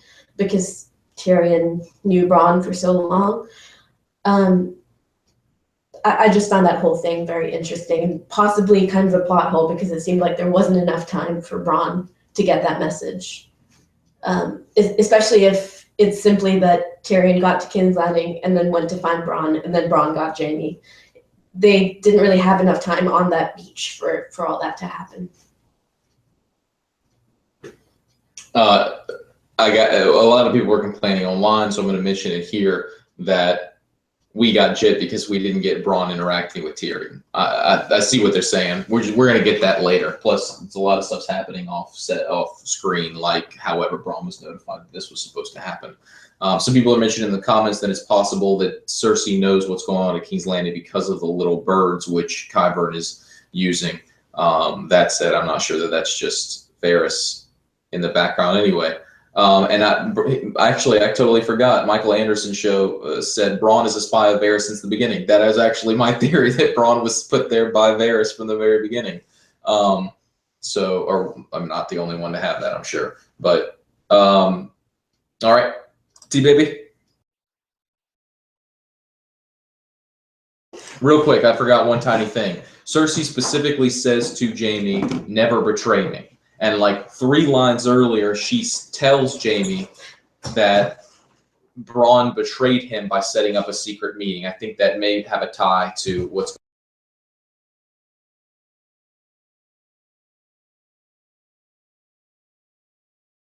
Go for it, T. Okay. Yeah. This was one of the scenes that I wish was a little bit longer between Jaime and Tyrion. That whole back and forth. Sometimes I just don't understand Jaime because he does know that frame. He does know that, and then he didn't even have this great relationship with his father because he was basically telling and begging, not begging, but he was basically trying to go to Castle Rock to lead, and he refused to, and he says, "You're not my son." He actually disowned them. I don't know if it was season 4, but he says, like, "You're not my son, like, be a king's guard if that's what you want to do." So sometimes I don't understand this whole father, when really you were kind of disloyal to your father because your father did need you to step up for the Lannisters and you didn't. But there's and Bron being a spy, I do get that vibe, so I'm all the way with you on that. When it comes to Cersei, crazy that she was pregnant in the books, but in the books, I think it's the 3rd Cersei chapter, she's having like an egg and the egg is open and it's a dead bird inside or something like that, and she can't stand the smell of an egg yet. Tywin's body, everyone was covering their mouths because they couldn't stand the smell, but she was fine, and then all of a sudden eggs bother her, and I was like, is she pregnant? So the fact that now she's pregnant, I was like, okay, so she might be pregnant. I'm with you. I don't think she's going to get an abortion. I think that the baby, she's going to have a miscarriage. To me, I'm mixing up my Targaryens. From the Princess and the Queen, remember she was having a baby and she had all this fury and this rage and ended up having a miscarriage. I think that's probably going to happen with Cersei because you have to think these things. She can't trust her brother. Her other brother's trying to kill her. She's got Dany that's trying to take over. She's got all of these things. So, and all she has is all of this hate in her heart. The second, Olenna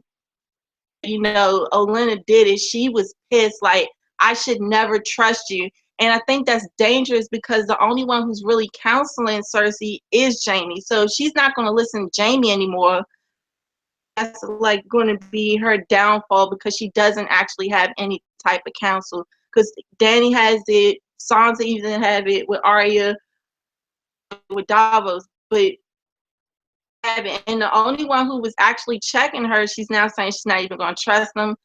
I feel bad for him because he's getting played so hard, and Cersei knows exactly what she's doing.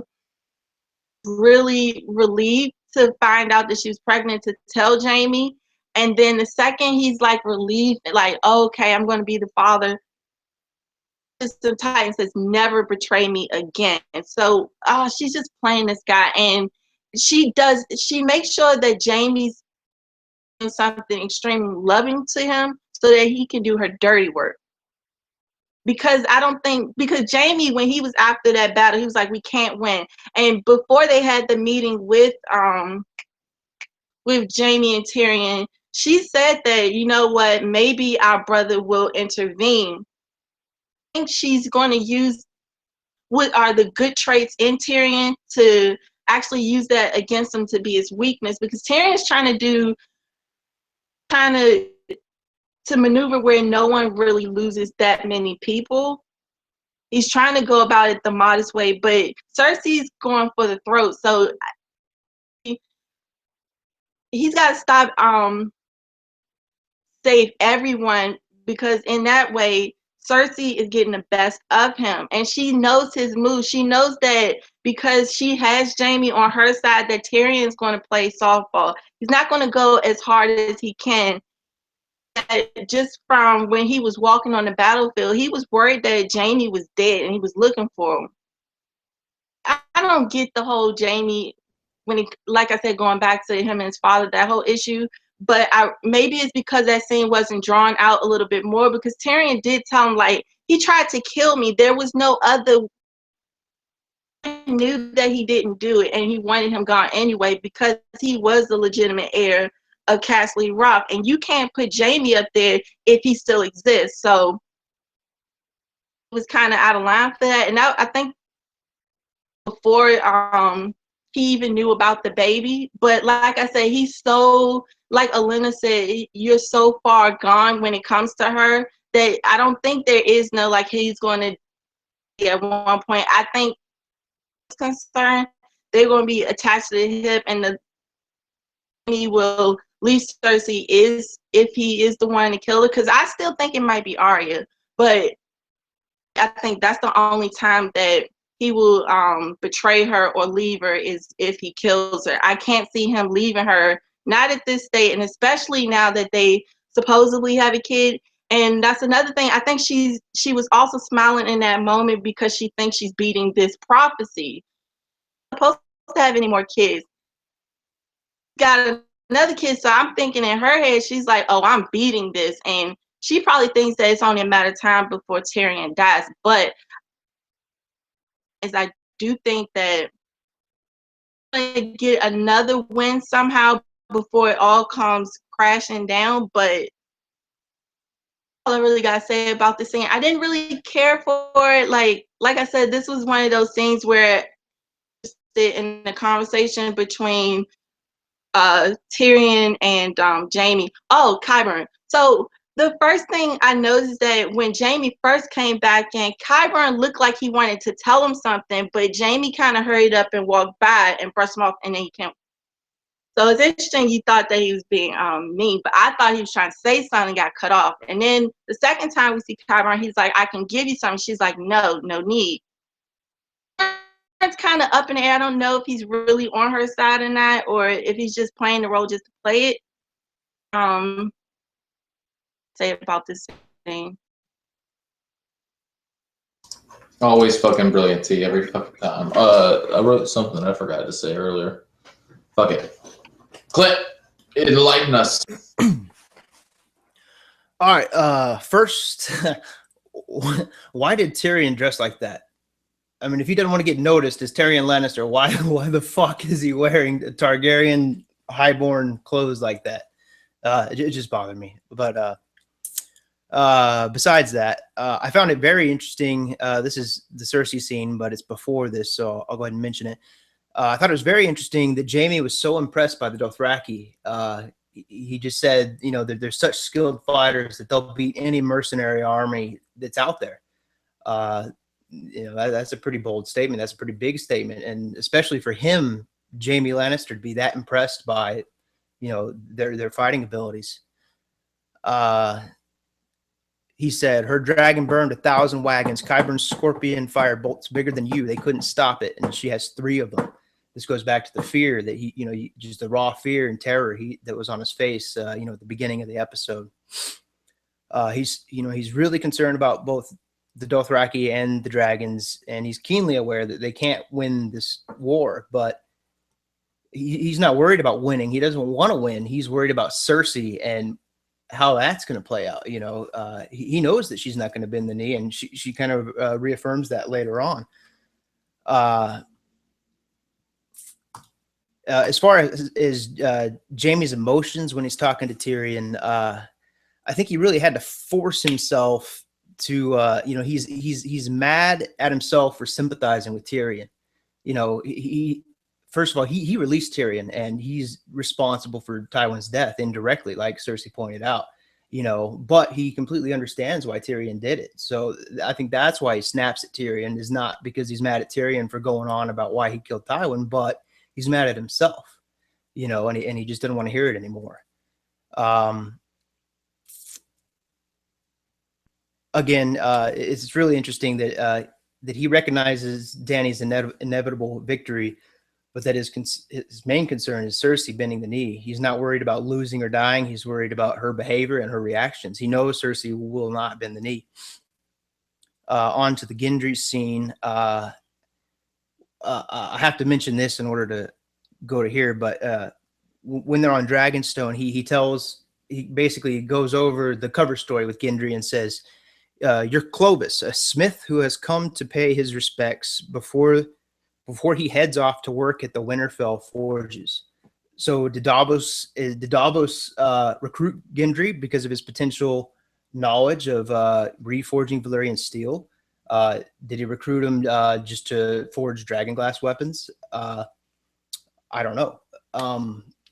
But I do think that they will kind of happenstance figure out how to make Valyrian steel from scratch using dragonglass. I'm guessing that's what's involved. Maybe they need dragon fire because it's hotter than regular forging fire. I don't know, but yeah.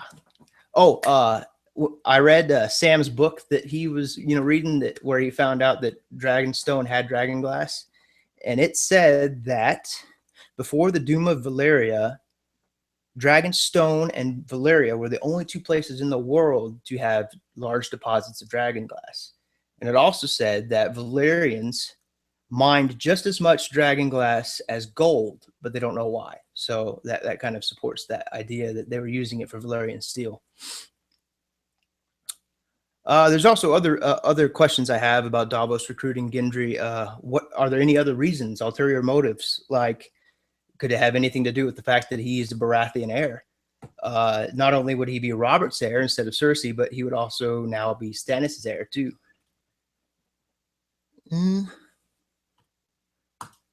Okay, now on to Jaime and Cersei. I agree with you guys. I don't know how it all happened, but I don't expect that baby to come to term. I'm sure everybody else notices this, but Cersei is such a bitch to Jaime. Just ever since he's gotten back from captivity in season 3, she's just been so cold to him. And the only time she's ever been romantic with him was after, she got her vengeance on the Sand Snakes, and then after she told Tywin the truth.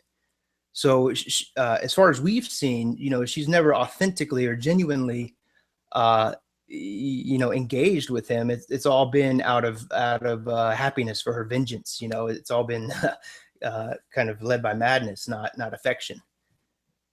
Here I have a note. Cersei's fucking crazy.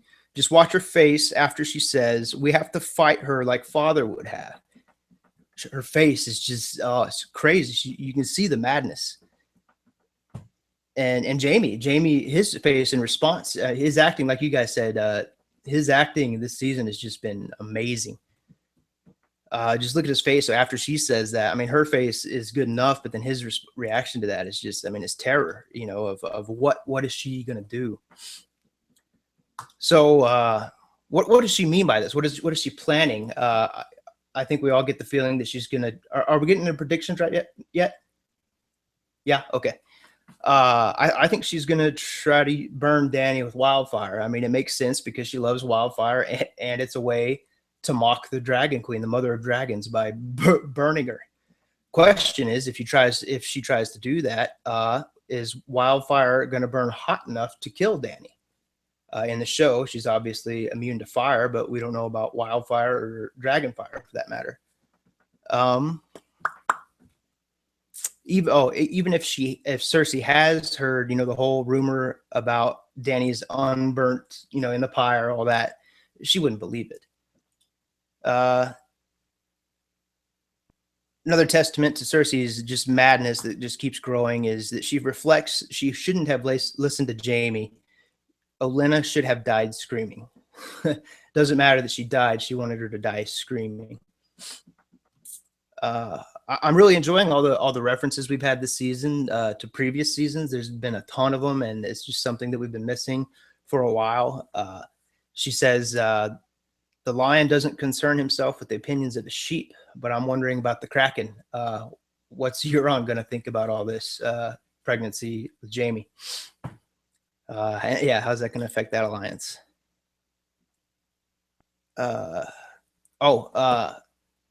When they hug, it's the first time I've seen Cersei genuinely happy. Like, she smiles, and it is actual joy. It's not joy out of vengeance. It's not anything like that. It is actual happiness, because she's with Jaime and she's just happy. Probably like, I think it was TeeBaby. Sorry if I'm wrong. Because she thinks she's avoiding the prophecy. I also thought it was Varys' little birds that informed Qyburn, who therefore informed Cersei, but it could very well be that Varys is still spying for Cersei. I don't see why he would, because she's fucking nuts. She really is. Bronn. I am really worried about Bronn. There's been hints this whole season that he's not happy. He hasn't gotten his rewards. Whatever. There's been so many hints that he's going to swap sides, or is at least thinking about it. In this episode, he says that, dragons is where I draw the line. I'm done now. Jaime knows that, and Cersei even asks, "Are you going to punish him?" So we have that to look forward to. So the question, there is, will he swap to Tyrion's side before Cersei kills him? And that's it. God damn, Clint, you are making some great fucking points. Thank you for being here tonight. So a couple of responses real quick to something you said. Dany's supposed to light 3 fires, so that's a great point about the wildfire. 3 fires you will light. A great fucking point about the dragon clothes. It didn't even dawn on me, but that's so fucking clear. It's just a great fucking point. Why the fuck would you walk into a town with a bunch of dragon clothes when you know the people there at war with fucking, plus you're a dwarf with a scar on your face. I forgot to talk about this, and you reminded me, Clint. Cersei, specifically, Jaime's like, we're going to lose this war. And Cersei says, okay, so we either die fighting or we surrender and we die that way. I know my choice. Well, what fucking choice is that? Horror? Like, creating the most horror before everybody fucking loses? All right, Mama. I actually had something. Yeah. Sorry. After Cersei's her whole propaganda about Dany being the Mad Queen, and of course this is something I've thought for a while before she even started all that, and I think you guys have even talked about it too, that Cersei will end up being the Mad Queen. She will try to do what the Mad King tried to do, and I really think that's what's going to tip Jaime over his tipping point. She's going to try to lay King's Landing low with wildfire before Dany has the chance to take it over. I think it'll come to that. Like you said, die one way or the other. So I really think she's going to try to blow that. Give me just a second. Where did I put it? Go ahead. I'd have to find it. And we'll come back around for anything anybody wants to add when we get to the next topic. Mama LaDonna, Mama Jam. Okay, folks, I want to say this. I'm so excited about saying this. I really am. I have a little brother who is 5 years younger than I am, named John, and his beautiful daughter is in the chat today. Her name is Anna Sargent, and she is a brand new mom for the second time. Had a little trouble getting her here, but by gosh, she brought a beautiful baby daughter into the world, and I asked her to join last week, and she said, I'm so busy with this little baby, and she's in the chat. So a lot of people have already said hello to her, but if you all would give her some love, because she's a magnificent woman. Very proud of her, and I love you so much, Anna. You're just darling. Give all the children my love. Okay. Can I just add before we move on to a different topic? I'm a really lucky fellow with the family I have. None of us are perfect, and we can argue like nobody's fucking business, and we're all stubborn. I got a really fucking great family, and Anna's one of those precious parts. All right, go for it, Mama. She certainly is. Okay. Y'all have said so many things. I'm going to start with the Cersei thing and back up to Gendry, because I think they're interrelated.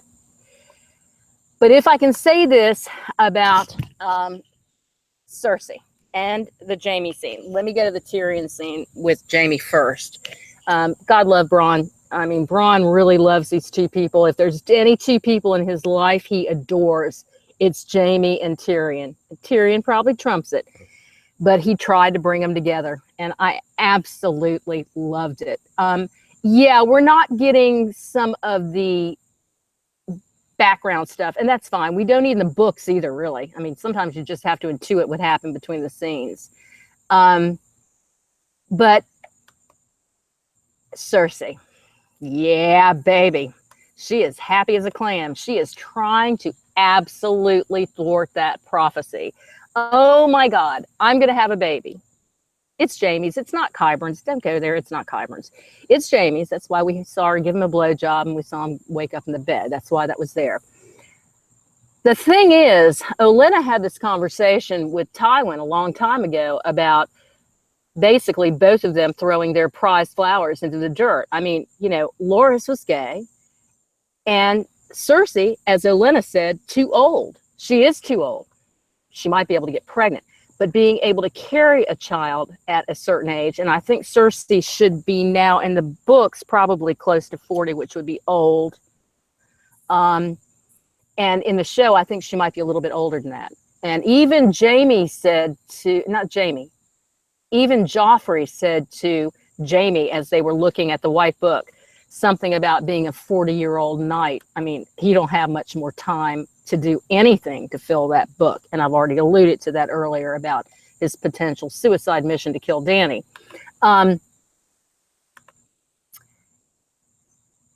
and Tyrion had a conversation where they're stuck in the past, as all of us have done. You can hold the grudges. And if I can fast forward to the scene, or maybe back up to the scene between Tyrion and Davos, where Tyrion said, last time I was here, I killed my father. And Davos said, the last time I was here, you killed my son.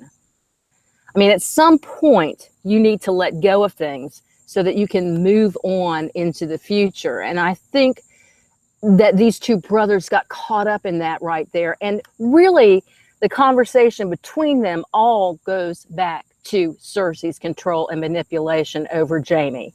First, it was Tywin over both these young twins who lost their mother, and then it became Cersei, who at a young age evolved into a narcissistic sociopath and manipulated a weaker twin. So I'm going to leave that alone for just a second. I do want to mention about the potential miscarriage. Yeah, that child's not going to make it. And it's going to make her absolutely go off because she knows that she cannot have another child. She can't beat that prophecy. Now, when she also said to Jaime, we can't win, we either fight or we die. Either way, a soldier should know what to do. She basically just told Jaime, you're going to do what I tell you to do. You're going to keep fighting until you die. She is a monster. A disease. Those are quotes from Olenna. And then this is a quote from Cersei. What do we do with disease? We don't blame it, but we still rip it out by the roots. Well, Jaime, might be time you do that. Now, let me say this about that miscarriage. It's going to affect Cersei in a way that's going to make her even more paranoid about her particular prophecy. I don't know whether Jaime knows that Gendry is still alive. And I'm going to go on record saying it, and I have in my former video, who is Gendry's mother with James. I am 100% sure, and I've been wrong before, but I am 100% sure that Gendry is Cersei and Robert Baratheon's firstborn son. In that scene, and I'm going to make this short because I've said it before, but for those who've not heard it in the chat, in that scene between Catelyn and Cersei and a comatose Bran, Cersei tells Catelyn that she had a black-haired baby. That means it was Robert Baratheon's, who, quote, died, and that Robert beat his hands against the wall when he found out he died from a, quote, fever. Now, it didn't die at birth. It died from a fever. Now, Jon Arryn died from a fever, and Ned said maybe it was poison. So if Gendry survived that as an infant, and let me tell you why she would have gotten rid of it. At that point, she realized she couldn't control Robert. She resented him, and she decided, I'm going to fucking get rid of this kid, and I'm going to make my own line like the Targaryens, where they're pure, and I'm going to do it with my twin brother. And they'd already had sexual relations as teenagers. That's clear in the books. But so if she got rid of Gendry, I don't know who saved that child. She might have just thrown it out. And I mean, Varys could have picked that child up and saved him. And maybe that's the allusion or parallel to Fagon. I don't know. But somebody saved that child. And here's the deal. Cersei knew they saved that child because, and this may implicate Jaime, although I don't know. You all figure it out. In the books, and if you listen to our video, it really does the textual tie-in. So I'm not coming off from left field on this. It says that she used to dress like a tavern wench and meet Jaime in Flea Bottom. And Gendry said that the only thing he remembered about his mother was that she probably was, quote, I am literally quoting this, some tavern wench, that she had golden hair and that she sang to him. Now, if he's old enough to remember that, then Cersei did visit him for quite a while. I would say for him to remember that, he had to have been 5 or 6. I mean, 4 is getting transitional, 5 or 6 he would. So for years or a while, he did remember that until she got pregnant with Joffrey. And this is what I said in the video, when she got pregnant with Jaime's son, Joffrey, she put all the eggs in the Joffrey basket and let that trueborn son actually go. Now, interestingly, we see 2 bastard children meet, ostensibly bastard. We see Gendry and Jon meet. Neither one of them are really bastards. Then we have the reveal about Rhaegar having an annulment. We'll get into that later. And marrying Lyanna. But I find that interesting. Now, I'm going to go back to this. She's going to miscarry. It's going to carry her into even more madness because she knows she can't beat death. Death is a stranger. Death is it. Everybody is afraid of death in life. That's why we have religions to get us through. That's why we have philosophies about what our life is worth. She's terrified of death. That is her one fear. Now, let's go back. Let's go back to Gendry. When, and as to anybody's point, and I'm not meaning to insult anybody, why would Tyrion bother wearing anything but his house stuff? Because he's a scarred dwarf. Everybody knows who he is. Even these 2 obscure Lannister people know who he is.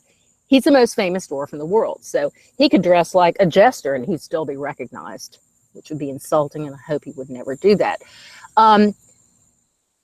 Let's go back to Gendry. And I, if you'll bear with me 1 second, I'm going to make it quick, but I think it's fascinating. James, that's not his shop. He's just working there. There are plenty of people there, and he abandons it immediately. He's just working. He doesn't have any money to do that. He's just working. As to the price of buying those guys off, Davos hasn't smuggled in, what, 7 years now? Prices went up, and he didn't realize it. Yeah, oh my God, 15 dragons. Okay. I loved it when Gendry said to Davos, as Davos is trying to say, it's going to be a dangerous mission. Gendry says, let's just go. Let's go. And Taryn, you didn't add this to that scene, and I'm going to let you come back in a minute because it was so cool what you said. Please remember what you said about that. I'm going to let you do it and give you the kudos. But he also is dressed in Baratheon colors there. But he said, I'm ready. Let's go. Let's just go. All right. Now, let me talk about what the name is that Davos gave Gendry. He said, your name is Clovis. Okay? Clovis. And I'm going to talk about that in a minute. Let me tell you what I said in the prior videos that people may not have seen very briefly is being a blacksmith is so very important in the scheme of this. And I had posited that his blacksmithing was going to come in a big way. RNC Entertainment listened to our video on that and piggybacked it with a fantastic YouTube video where he said, I don't agree with everything that LaDonna and James say, but I'm going to buy in with this one. Hephaestus in Greek mythology was the blacksmith of the gods. He was also Hera and Zeus's son. And when Hera found out that Zeus was fucking around with her, with human beings down on lowly Earth, she got so pissed off that she threw their trueborn son off Mount Olympus. Now, Hera and Zeus are the queen and the king of the gods, and Cersei and Robert are the king and the queen of Westeros. So it cannot be lost upon us that that is in this show. So let me go back to Clovis being his name per Davos. Clovis is really interesting. It really made me prick up my ears, and I looked it up. The Clovis culture is a huge anthropological event that has been documented. It was a prehistoric Paleo-Indian culture, and it was named for distinct stone tools found in close association with that time. And I'm not going to go into great detail on it. It's in Wikipedia, and it's on Smithsonian Magazine did a fantastic article on it. But the bottom line on this is that the Clovis culture started developing weapons made out of obsidian and other things, but obsidian, which is dragon glass. And anthropologists consider this a major anthropological event, an event which advanced culture. Now, the movie 2001: A Space Odyssey did this in the very beginning of it. That wasn't a Clovis culture, but what it was is it showed proto-human beings advancing to weaponry and killing people. So Clovis culture, obsidian glass, dragon glass.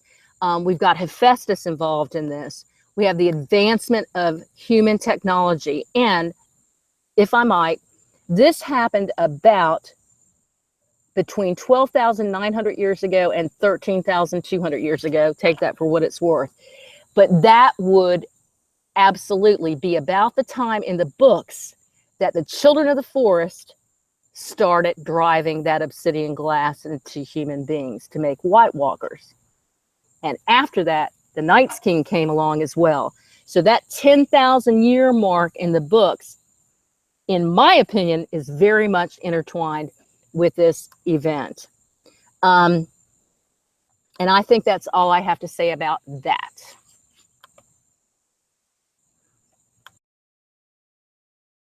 Great stuff. I wanted to note that, again, I forgot to mention exactly what you said, Mommy. It was fucking great. Gendry was just like, I'm ready to go. Let's go.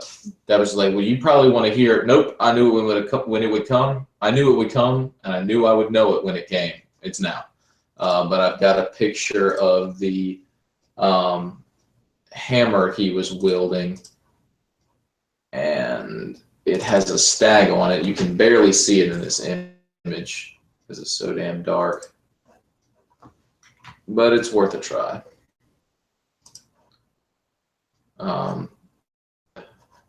Antlers on the big fucking hammer. All right. So I guess we should move on to the next part, and to get you guys prepped for that one, I want to show you another fantastic video.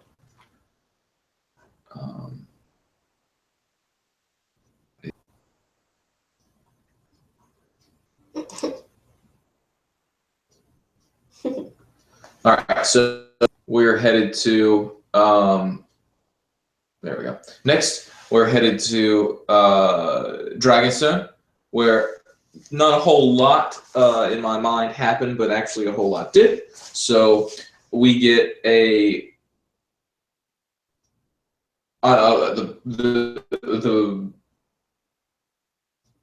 closest I got to was Jon fucking touching the dragon. It was incredible, and we all know he's a Targ now, which is the books yet, but he's caressing the dragon's face, and that dragon recognizes him as not so much a threat as something that he can warm up to, and Jon offers his hand. That was a brave thing for him to do. And we get Dany's first wet pants of the day, of the episode, in that scene. The second one is when Dany sees Jon volunteer to go north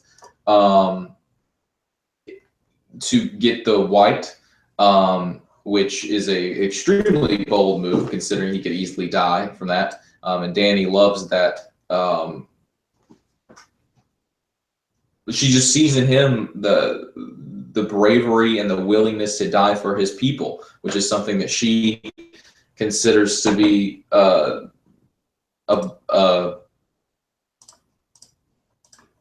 worthy quality. Trying to fix this motherfucker.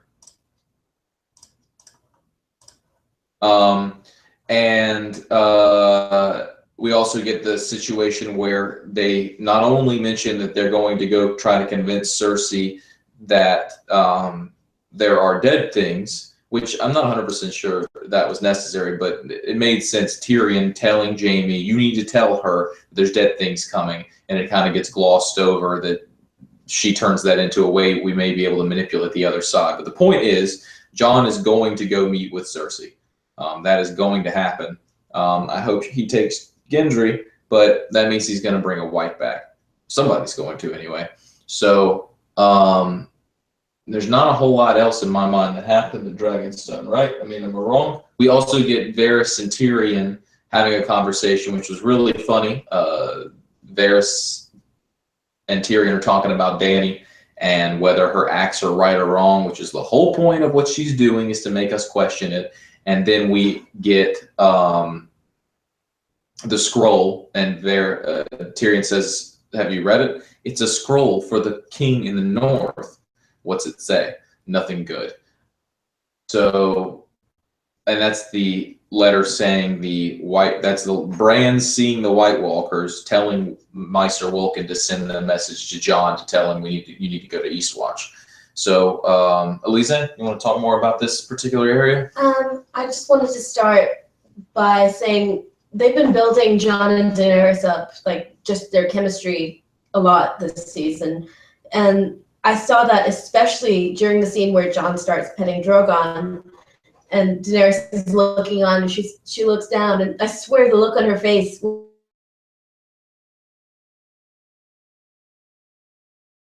like, he's like, oh, he's good with kids too, you know, that kind of thing. And it was adorable. And then they had that conversation about the dragons, and he gave an answer she didn't expect. She looked a little annoyed when he said that wasn't the word he was thinking when she asked if he thought they were beautiful.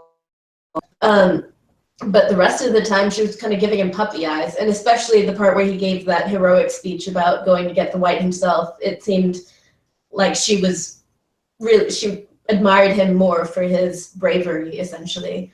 And I just hope we get more scenes between them. I'd like to see that. They do have decent chemistry together, I think, and it's enjoyable to watch. What else? Well, I think I already brought up Varys and Tyrion earlier in the stream, but I didn't really think that scene was so funny as much as it established the moral grayness of what's going on this season, where even though Daenerys is doing what she thinks is right, other people aren't going to see it that way. And I think that's set up so that the viewers aren't necessarily meant to see it one way or another way either. We're supposed to wrestle with it the way the characters are wrestling with it. The way Tyrion, even though he's helping Daenerys, he's wrestling with it. Because it's war, and war is terrible. And we see Daenerys give her perspective that, you know, she needs to be in a position of strength. And that's a good point. But then Varys also makes the point that she's not listening to her advisors, and she has the potential to become the Mad Queen, and they wouldn't have anything, they couldn't do anything about it because she would just sick their dragons on them if that happens. So there's a lot of gray area here, and that makes it very interesting. I'm trying to think about what else happened in Dragonstone. Well, you're thinking that exactly what I was thinking when Jon pets the dragon, and Dany can't really see. She's like, what the fuck is going on down there? And then she sees, and it's exactly that look of, oh my god, he's good with kids too. And her kids are dragons, but yeah, but just trying to fill her. I mean, she's saying that they are her kids. Right, exactly. They are children. But the great point, I forgot that she says, they're beautiful, aren't they? And he's like, not the words I would use. She's like, what the fuck did you just say about my kids? And he's like, okay, okay, they're beautiful too. I didn't mean to say that. I was also going to say they're strong. And I think Daenerys did make a great point about how many people did you kill in the battle? And, you know, Jon, with his own hand, killed a lot of people in the Battle of the Bastards. And that was also to establish a position of strength. So, you know, there's a lot of ambivalence here in my mind. And I said last week that I think Daenerys was more removed from everyone else in the battlefield because of her position. She was able to kill without feeling the kill. And that's the difference between her and Jon, and her and Jaime even. When they're on the battlefield doing it with their own hand, another person's life is literally in their hands, and they have to make that hard decision. Whereas with Daenerys, she's just like Dracarys, and boom, they're gone. So it's almost easier for her to kill and not feel bad about it, which is why it's interesting to see where she'll go from here. Because the more people she kills and the less she feels bad about it, she does have the potential to be like her father if people don't rein her in, and she's not really letting anyone rein her in right now. That's all I got. Yeah, and I forgot, first of all, I forgot to mention that back in King's Landing, there's no way in my mind Cersei knew Tyrion was coming to King's Landing. I believe that she knew that Bronn was setting up a secret meeting, but if she had known Tyrion was there, she would have killed him. There is no way she would have let Tyrion leave King's Landing. All right, but I forgot to mention Jon and Gendry. I forgot to mention that. That was just, these are the moments that, okay, if it were just these moments from scene to scene, it'd be like an old television show, but it's because of all the history we have that I fucking love this stuff. Don't tell anybody, you know, who you are. This is Gendry. Hi, I'm Gendry. I'm Robert's bastard. Your dad was friends with my friend, and I knew your dad. I met him, and I met your dad. You're skinnier than your dad was. Oh, and you're shorter. And then it's like, oh, maybe I should have said that to the king. And Jon laughs, and that is totally a throwback to Robert Baratheon and Ned in the first episode. You've got fat. And that pause, like, oh, maybe I shouldn't. And then they laugh about it. And then Davos on the sideline saying, just completely getting ignored left and right. All right, nobody fucking mind me. I'm just lived to a ripe old age. Did you want to add anything about that scene? I just really enjoyed seeing the two of them together because they're both bastards. They can both relate to each other, and they've been in a very similar situation where they're thrust into a position of pseudo power where they don't actually have power, but they're royal bastards essentially. Jon doesn't know he's a royal bastard yet, but I'm sure he will at some point. And it's nice that Jon has a friend he can properly relate to, and they're bros. It's great. Bros. Bros, the kind of bros we like. Yeah. And we'll get to it in a minute. We're not quite there yet, but we found out this episode he's not a bastard. But we'll get to that in a minute. TeeBaby?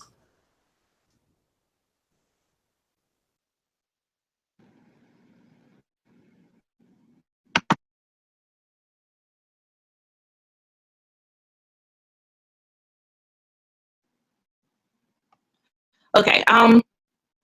Yeah, I love the Gendry and Jon scene. I geeked out when I saw it. I thought history was repeating itself over again. I was like, you have Arya who could be potentially Lyanna in the situation, and you have Gendry who's Rob and Jon who's Ned. I just love that scene. The one thing I did forget to mention about Gendry is that I'm getting the robot noise. Yeah. I still am. I'm getting a little bit too. Okay. Clint. And after Clint, Mama. All right. I just wanted to tell LaDonna that I actually live only a couple of hours from Clovis, which is, you know, where the whole Clovis thing was. Something I got to get off my chest. All the RLJ haters are calling a lot of this stuff fan service, but there's a difference between fan service and the way the story is supposed to happen. I feel like that's an important thing to say.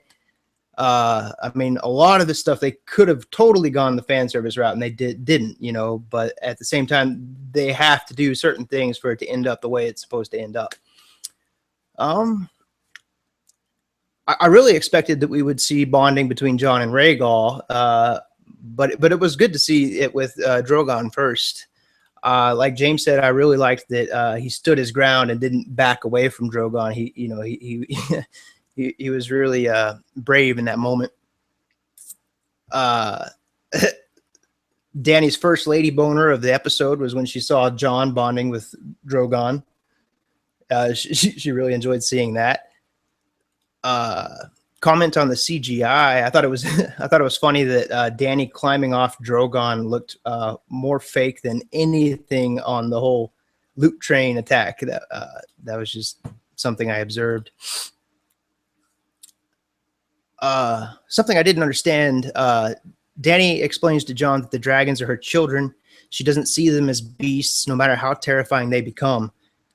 This is actually something he can empathize with because he has Ghost, but I don't understand why he doesn't mention this, because this is something that people are afraid of, you know, in his experience, and he can completely empathize with that, but he doesn't mention it, and it would be a good way to help, you know, kind of prove his worth, you know, in a way, show that he's a lot like her, you know.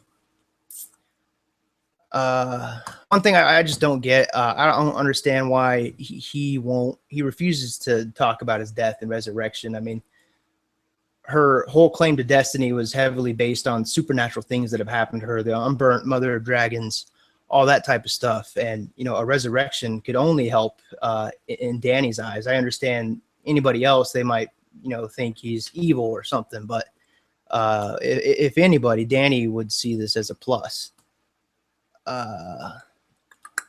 Oh, small note that I noticed, Dany said that she has fewer enemies than she did yesterday.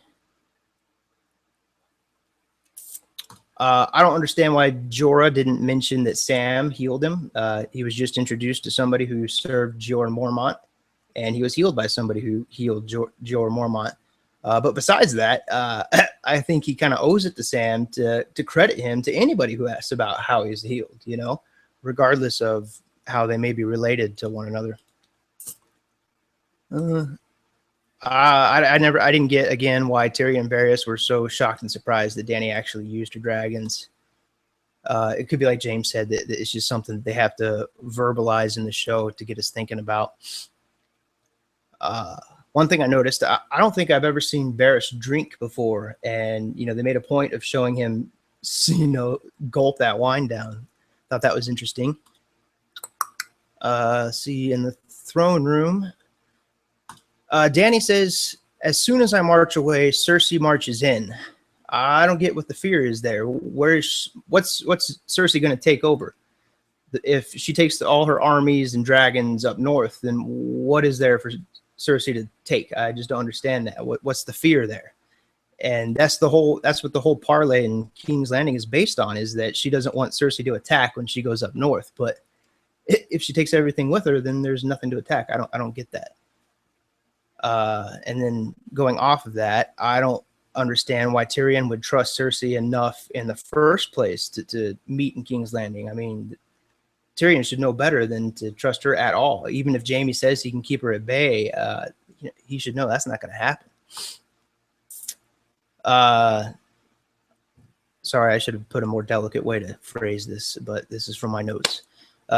Dany gets her second lady boner when Jon announces he'll be going north, and, you know, he gives that brave speech like that they mentioned before. You guys mentioned before, and it's interesting her expression, you know, on her face when he's saying this. She clearly doesn't want him to go, and it's for more than the reason of just himself putting him in danger. She clearly has an emotional attachment to him.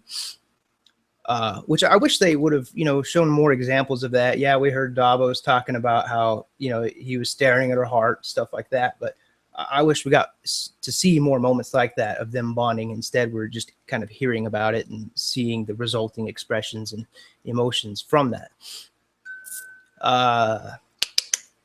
her third one was when Jon says, "With respect, Your Grace, I don't need your permission. I'm a king."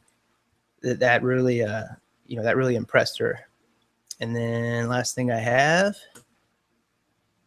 yeah, just again that she's completely emotionally invested in Jon. It's not just fear for his life or anything like that. She clearly has feelings for him. She's nearly in tears when she finally nods and agrees that the best thing for him to do is to go north, or at least allows him to do so. And that's it. You guys pretty much covered everything else with Gendry and Jon and all that.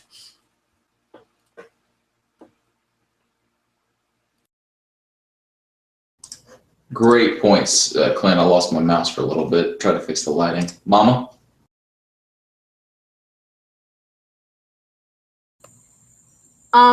Is it T's or mine? Up to you. We can go with TT.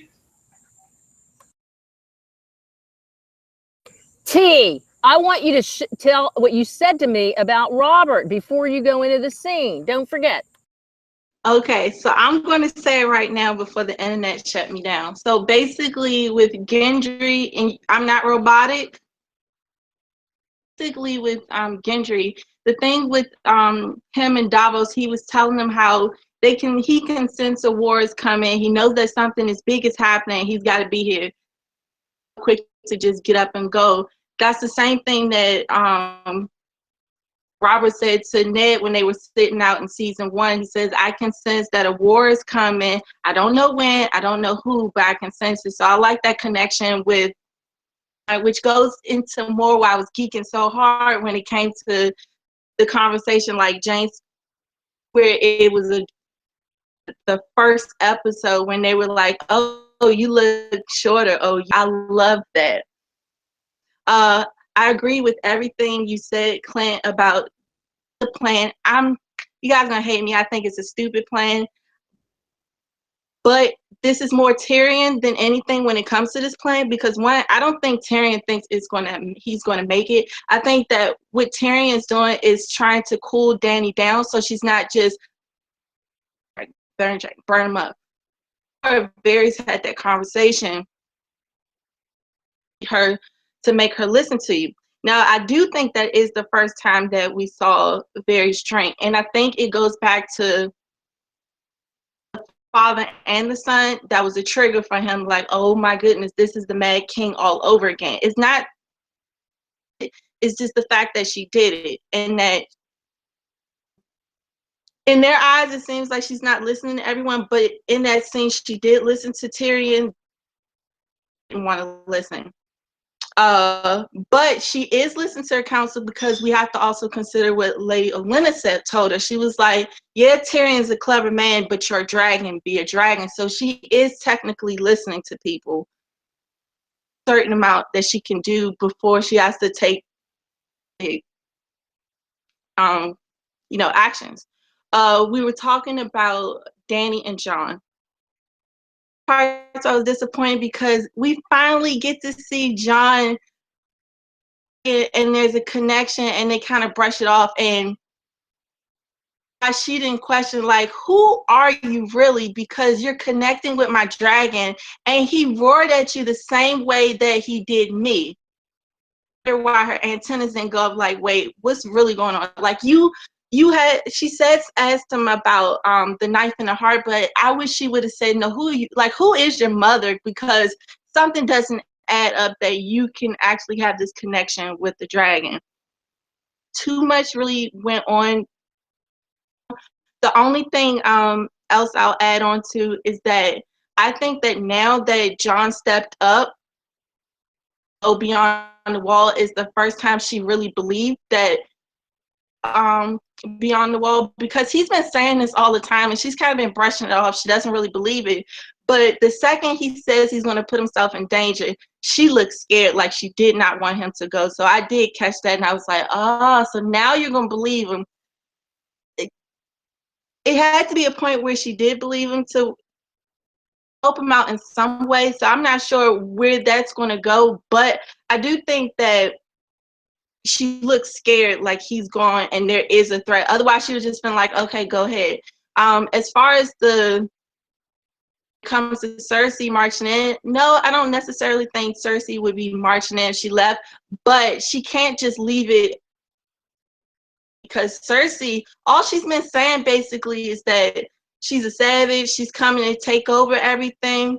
So if Dany doesn't do something, just leaves it like that and maybe takes her army to the north, Cersei's going to start planting all of these seeds. She home field advantage basically, because she knows the people of Westeros. So I think Dany's real threat is not saying that the army and the numbers, because she definitely has it, but I do think that she's thinking as far as, if I leave Cersei putting the word out that I'm this savage, that I'm burning people, and word of mouth, we already see that people are rejecting her, and they're only really trying to bend the knee was because of fear. I have to say about the whole Dragonstone and Dany, I really wish that they drew out more of that in Dany and Jon when it came to Drogon. I think that to see them like really bond and have like a relation, I think it's that they're connecting more on a king and queen level, where they're in the same position, where they're trying to lead these people and they're doing the best they can with what they have, and under traditional circumstances that they're in these position of power. That's it. You meet such fucking brilliant people on this council. I just wanted to throw in real quick. To TeeBaby, I think that Dany isn't questioning Jon's real identity yet, because she'll reflect on all this once RLJ is revealed. She'll have cause to actually consider it as truth. Did you get that? All right. All right, Mama Jamma. Oh, I've got a lot to say about this thing. I think it was, first of all, to your right, we talked about this before we went on. We want more character development as we watch these scenes, because we watched everything move slowly. But we know that the directors have to move on. So, about Dany and Jon and Drogon, this is what I have to say about this. First of all, technically speaking, Kit Harington is attached to that cliff with wires and almost got blown over the cliff because it was so windy. Now, back to the scene. You know, when Drogon comes in, he, testosterone-wise, and I'm not kidding about this, he's a male dragon. If there is a male dragon, I think they can change sexes, but he presents as a male. I think he considers him a threat to his mother. He already kind of droned him when he first came in. It's almost like, you might be a stepfather and I'm not sure I want you here. Okay, leave that alone. You might think I'm crazy. I don't think so. But when he does land and Jon starts to try to communicate with him, and remember, Jon's a warg, okay? All the Stark children are wargs. Martin said it. And don't argue with me about Jon not being a Stark. He is half Stark, as much as every other child in that family is a half Stark. The rest are Tullys and Stark, but he is half Stark. I loved the special effects whereby they made Jon's meeting with this reptile look like it was a meeting between he and his mammal, a direwolf. The dragon actually raises his hackles like a dog would. He comes in growling with teeth bared. This drew me back to the scene where Jojen met Bran in the woods early on, and Jojen puts his hand out. Again, he puts it out initially for him to sniff the top of it, and then changes to his palm, which is the way you're supposed to approach dogs. Let them sniff you, and then show them like a sign of submission. It is exactly the same way that Tyrion approaches Sansa after she has been beaten. And go back and watch that scene. He approaches Sansa in King's Landing in the throne room with his palm like that, and then does this to her. And that's when she grabs his hand and rises, because she's a she-wolf. Back to the Jon and Drogon scene.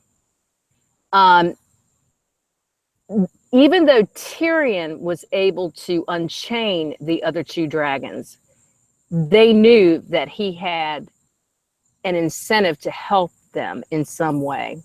And I think Martin has said that dragons kind of intellectually are on the level of 4-year-old. Well, let me tell you, 4-year-olds are smart as hell. Anyway, so he takes his glove off and he allows the dragon to sniff it, and then he actually pets it, and the dragon looks pretty ecstatic about it.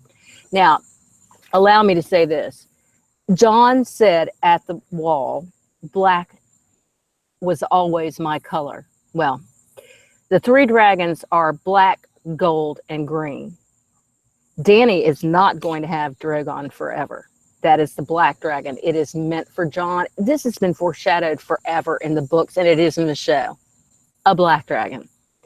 Now, I'm going to also mention, with respect to Dany's angst over Jon and other people going to the wall, she loves Jorah, and she is in the throes of crushdom with Jon for a number of reasons, whether it is the blood of the Targaryens, blood of my blood, or just because she respects him.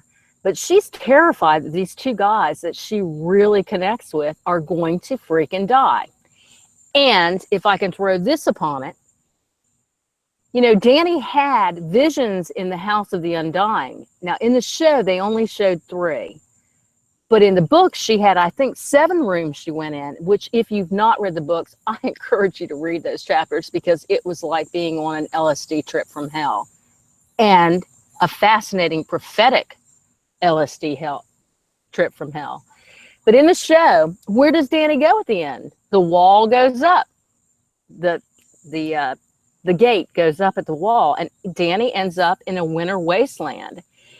And I think it is partly because she's connected to the North in her own way. And I will say this, I still say that she is Jon's twin. And I don't care if you disagree with me. It doesn't really matter in the context of it. It might, but she does go beyond the wall. And where does she end up? She doesn't battle. She sees that it's scary. I mean, it's just winter and ice and snow. And it isn't like that unless the White Walkers are coming. But it's pretty terrifying. And what does she go to? She goes to a tent where she finds Khal Drogo and her infant. So Dany's going to die. I mean, I think that's prophetic. So it might be that she's seeing both of those images. Now,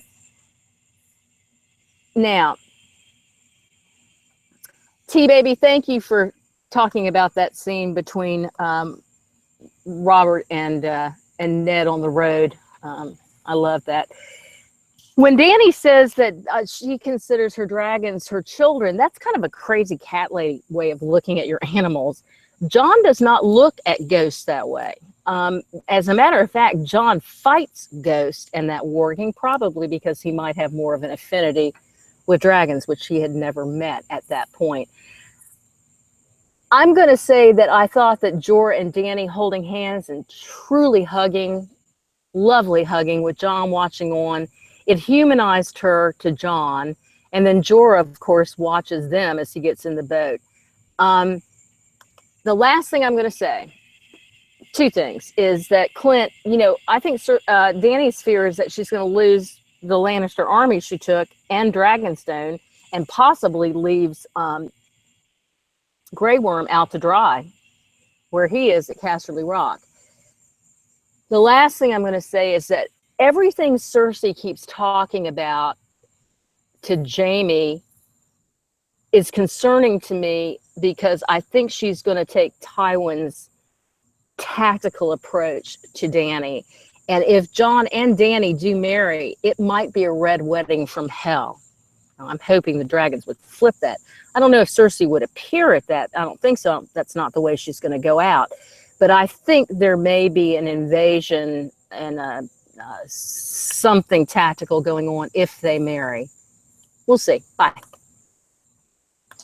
Brilliant stuff. And I forgot to add that Dany asks Jon about getting stabbed, and Jon smooths it over, and we avoid the conversation again. But that is a connection between these two. Dany survived the fire. That seems similar to the magic that brought Jon back. All right, so let's do Sam, and then let's do Sam, and then we'll go to Eastwatch, and then we'll call it a night.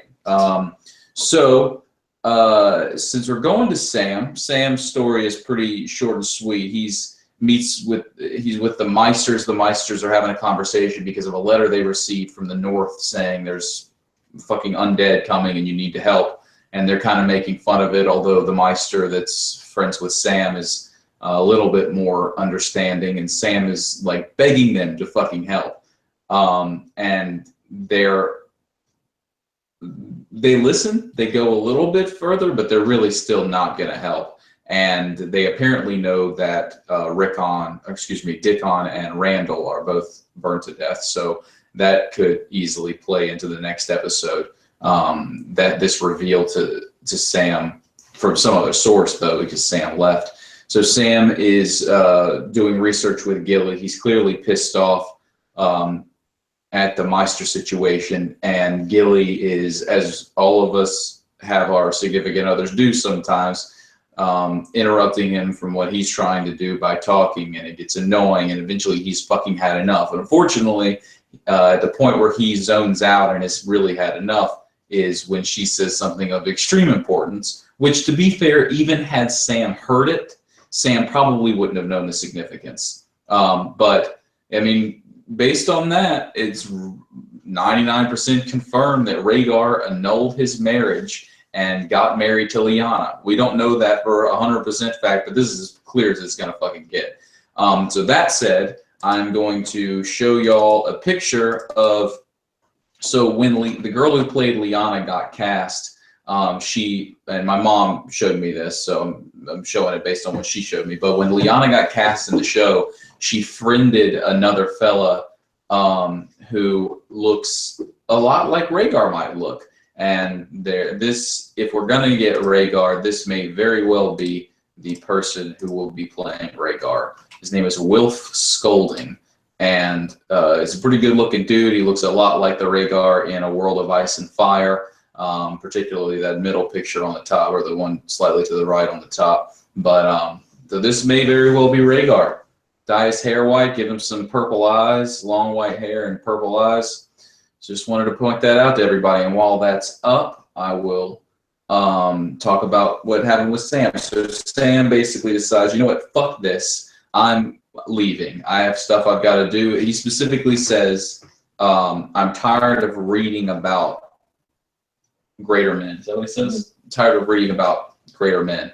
So he heads out. The achievements of greater men, that's it, which is something that we've heard in the show before. So he heads out, and off we go into the wild blue yonder. I'm presuming he wants to head to Winterfell, but he's likely to end up at other places along the way. I'm not exactly sure how that's going to work. He's going to find out that Dany's around if he doesn't know already. Jorah mentioned, did the Maesters say something about Dany? They said that yes, Bran's letter was most likely a ploy by the Dragon Queen to send the soldiers up north so that they couldn't fight Cersei's forces. So Sam's heard at least a little bit about them, but he's got Jorah's connection, so he may have some kind of desire to be involved there. There's also, he's got to go through King's Landing in order to take the King's Road north. A lot of questions about where he's headed, but I think certainly his ultimate goal will be to head to Winterfell. Thoughts, Alizey? I really love how they did that, because it is one of the biggest moments in the series for a book watcher. This is something that we've all been theorizing, and here it is. And it's even, I don't think I've heard people theorize about an annulment, really. There's always been the debate, like, even if R plus L equals J, isn't Jon still a bastard? So this proves that no, this is legitimate. They were married, because he annulled his previous marriage. So I think the most interesting thing about that scene is the way Sam just totally glossed over it and started ranting. And I wonder if we're going to see anything about that come up again. Is Gilly going to keep reading that book? Is she going to mention it to Sam again when he's not in such an annoyed mood? And is he going to realize that Rhaegar is actually Rhaegar? Because she did say Prince Rhaegar. And I guess it didn't occur to him that a prince, you know, that's a big deal. I think they should go back to it again, but they don't necessarily need to, because for the audience, they've given that information. They don't need to go any further into it. Now all we need is for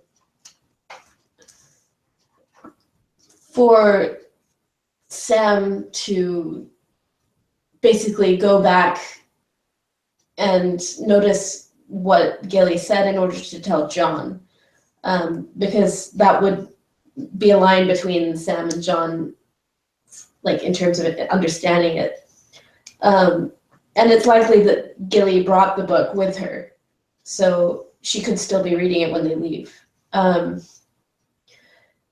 The other thing about that scene is I think it would be very important for Jon personally, and for both Bran and Jon, to know about Rhaegar as an element, because it is. I think like if Bran finds out, that gives him something to look for. He has this power where he can go back in time and look at anything, but that still needs some kind of targeting for him to know, you know, what's relevant for him to look up, kind of. You know, when you Google search, it's kind of like going to a library and seeing all these books, and you don't know what you're looking for, but if you just Google it and put in the right keyword, you'll pull it up. Sam needs a keyword to look up, and I think, Bran needs a keyword to look up, and I think Sam is going to be able to provide that to him. And the other thing is that Sam is now ostensibly going north. And he doesn't really know that. Does he know that Jon is no longer in the Night's Watch? Because he was. Sam? Yeah. No. So he's going back to the Wall. He's going to get there and find out that Jon's at Winterfell now. He'll probably go to Winterfell, because there's no reason for him to stay at the Wall if the person he followed has left. So he's most likely to be going to join Jon's camp once Jon goes back to Winterfell, and that would be the way for him to like talk to Bran. And I'm sure he would want to talk to Bran, because he led Bran through the Wall, and he wants to see how he's doing. He knows he's there, basically, because he got that raven. To go into the Maesters, I don't think the Maesters are ever really going to be convinced about the threat from the north, and I don't think they're really going to help. And that will be another reason for Cersei not to believe what she sees, even if she sees a white in the flesh. The last time somebody tried to bring a white south, it was dead and wrinkled by the time it got there. So who's to say that won't happen again? They could try and keep it alive, but how are they just going to like keep it alive and also disable it from harming anyone on the way down? That will be interesting to watch. Some great points. I feel like that wall is going to be down by the time Sam gets anywhere near it. But you're right, 100%. Sam does not know, unless something happened off screen. Sam does not know with Jon. Yeah. He sent the raven to Jon telling him about the dragon glass at Dragonstone. Oh, that's right. Did he send the scroll? He sent it to Winterfell. I don't know if he addressed it to Jon, though. I mean, I would imagine he sent it to Jon. You're right. He did send it to Winterfell. That's a great fucking point. I wonder how he figured that out. He must have heard it somewhere else. Probably because of the Battle of the Bastards. He probably found out about, he knew about the Sept of Baelor, and he wasn't there for that. But as regards to the Rhaegar thing, it goes without saying, Sam has no connection to Jon and Rhaegar. So the Rhaegar thing would mean literally nothing to him. But when it comes up again, Sam's could probably not, Gilly's going to be like, and it is relevant. Though it may not be relevant for a while, it is relevant because it legitimizes Jon, and that may be important to saying that he's the rightful heir. But at the same time, bastards need to be given their due as well. I wanted to point out one tiny little thing before I moved on to TeeBaby. Sam, as he's frustrated and decides he's going to fucking leave, he takes his book and he hands it to little Sam. That is a minor thing, but that's a huge deal because it's a child and they're reading around him and they're talking, but then he hands the kid a book. I mean, that's a huge deal to be handed a book as a kid in this world. All right, TeeBaby. Hey, can I jump in real quick? No women or children. No women. I don't really have too much to say when it comes to Sam. I think you guys basically touched on everything. As far as Sam going where he's going, I can't see him stopping at his house just because he stole the sword. I see him possibly making his way to Dragonstone because he knows of the Dragon Queen that's there. But he was dressed in all black, so I'm thinking he's headed to Winterfell because his main thing is that he heard about the whites or the undead is coming and everything. So he really sticking to. He has to basically spread the word because the Maesters won't. And I wasn't disappointed. I just did not like the Maesters at all. How they have control of the knowledge, and yet they're the ones who basically tell you whether this is right or this is wrong. And we clearly know they're wrong, but they rather not believe in magic so much that they believe Dany plot things so she can trick them, which seems more far-fetched than actually the undead coming. But I didn't really have too much to say about it, and I think you all hit the points on that. I just think as far as when it comes to Sam, I think that book's going to come back into play because even though Bran has the visions, that's proof now because it's written documents. It was at the Citadel, so they're going to count that as proof. Like, wait a minute, annulment and read more into it. As far as I think is going to happen when it comes to that book with that information. And like I said, with Sam, I can see him either going to Dragonstone, him going to Winterfell before he heads to the Wall, because his main thing is that he's got to give Jon all of the information he's learned while he was at the Citadel. That's all I have to say about Sam and the Citadel. Got it. Clint? Let's see here. First, LaDonna, I wanted to agree that, yeah, the Starks are all wargs in the books, but in the show, we've seen no evidence that anybody but Bran has that ability. I mean, like in the books, Arya has arguably more wolf dreams than Bran even did, but we see none of that in the show. So I don't really know what they're going to do with that. I hope that, Jon and Arya do, but, I'm not too confident at this point. See, all right. Dang it. Walken, he did a very poor job of convincing the Archmaesters of the White Walker threat. He shouldn't have mentioned the three-eyed raven and green sight, all that stuff. He should have known how closed-minded they are and prone to denial of the supernatural. I mean, that was just a bad call. I don't know if he wrote the message. I mean, surely he did, but I guess it could have been Bran. Also, Bran could have used some knowledge to demonstrate that he actually has this ability, and he could have used some sort of knowledge about what they're doing at the Citadel, some inside knowledge. He could have done something to prove that, he knows stuff, Sam does make a very good point that, this is obvious, but he does make a very good point that Ebros, he has basically the belief of the world in his pocket. If he says something is real, everybody's gonna believe it's real. If he assigns the Maesters into researching all these scrolls from the Long Night, they're gonna do it and they're gonna find something. But what I don't get is that Ebros told Sam earlier in the season that he does believe him. So why?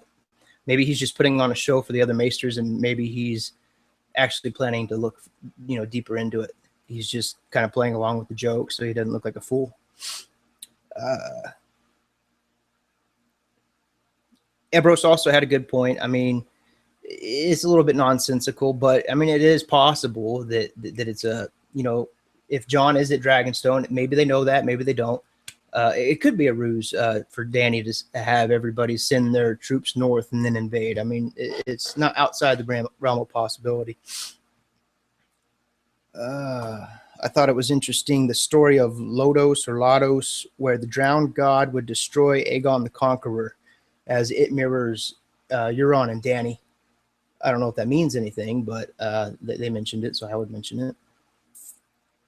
At the very end of that scene, the last thing Ebros says is that the Ravenry was falling apart the last time he checked. I don't know if that has any significance. Probably doesn't, but it was interesting. I had never considered annulment before because I just, assumed Targaryens were historically polygamous. So, what's the trouble of getting married again? I didn't see why. That's why I never considered it, But the implication of that is that Rhaegar intentionally disinherited his children in favor of Jon and any other offspring. So, I mean, the show hasn't mentioned anything about his obsession with prophecy or any of that, but he had to have known their future importance. I mean, that's clear. Yeah. When Sam handed the book to little Sam, I thought he was going to tear that page out. Just that look on his face. I was like, oh my God, don't do it. Also, I think Gilly is going to be the one to remember this passage later on when all this is revealed. She'll remember it and say, oh, I read about that. And she'll point it out. I think this is the entire importance of her having learned to read.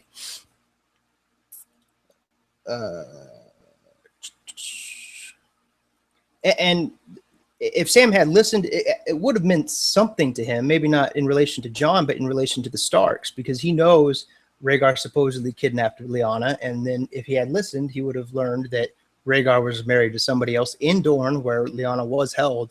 So, I mean, at least in relation to House Stark, that would have had importance, maybe not necessarily to Jon immediately. That's all I had to say. Clint, I gotta say, I'm extremely impressed with what the stuff you've been saying. The annulment thing was the fact that the other kids are now basically being deprived of their rights as a result. Just generally, your fantastic points. And I didn't think the kid was going to rip it out, but that would have been fucking hilarious. That way you could have had the piece of paper with you. Mama? Okay. I'm going to kind of do this in bullet points. And Clint, I think your points are wonderful. However, I'm going to refer you to some things in the scenes with respect to warging. All the Starks are wargs.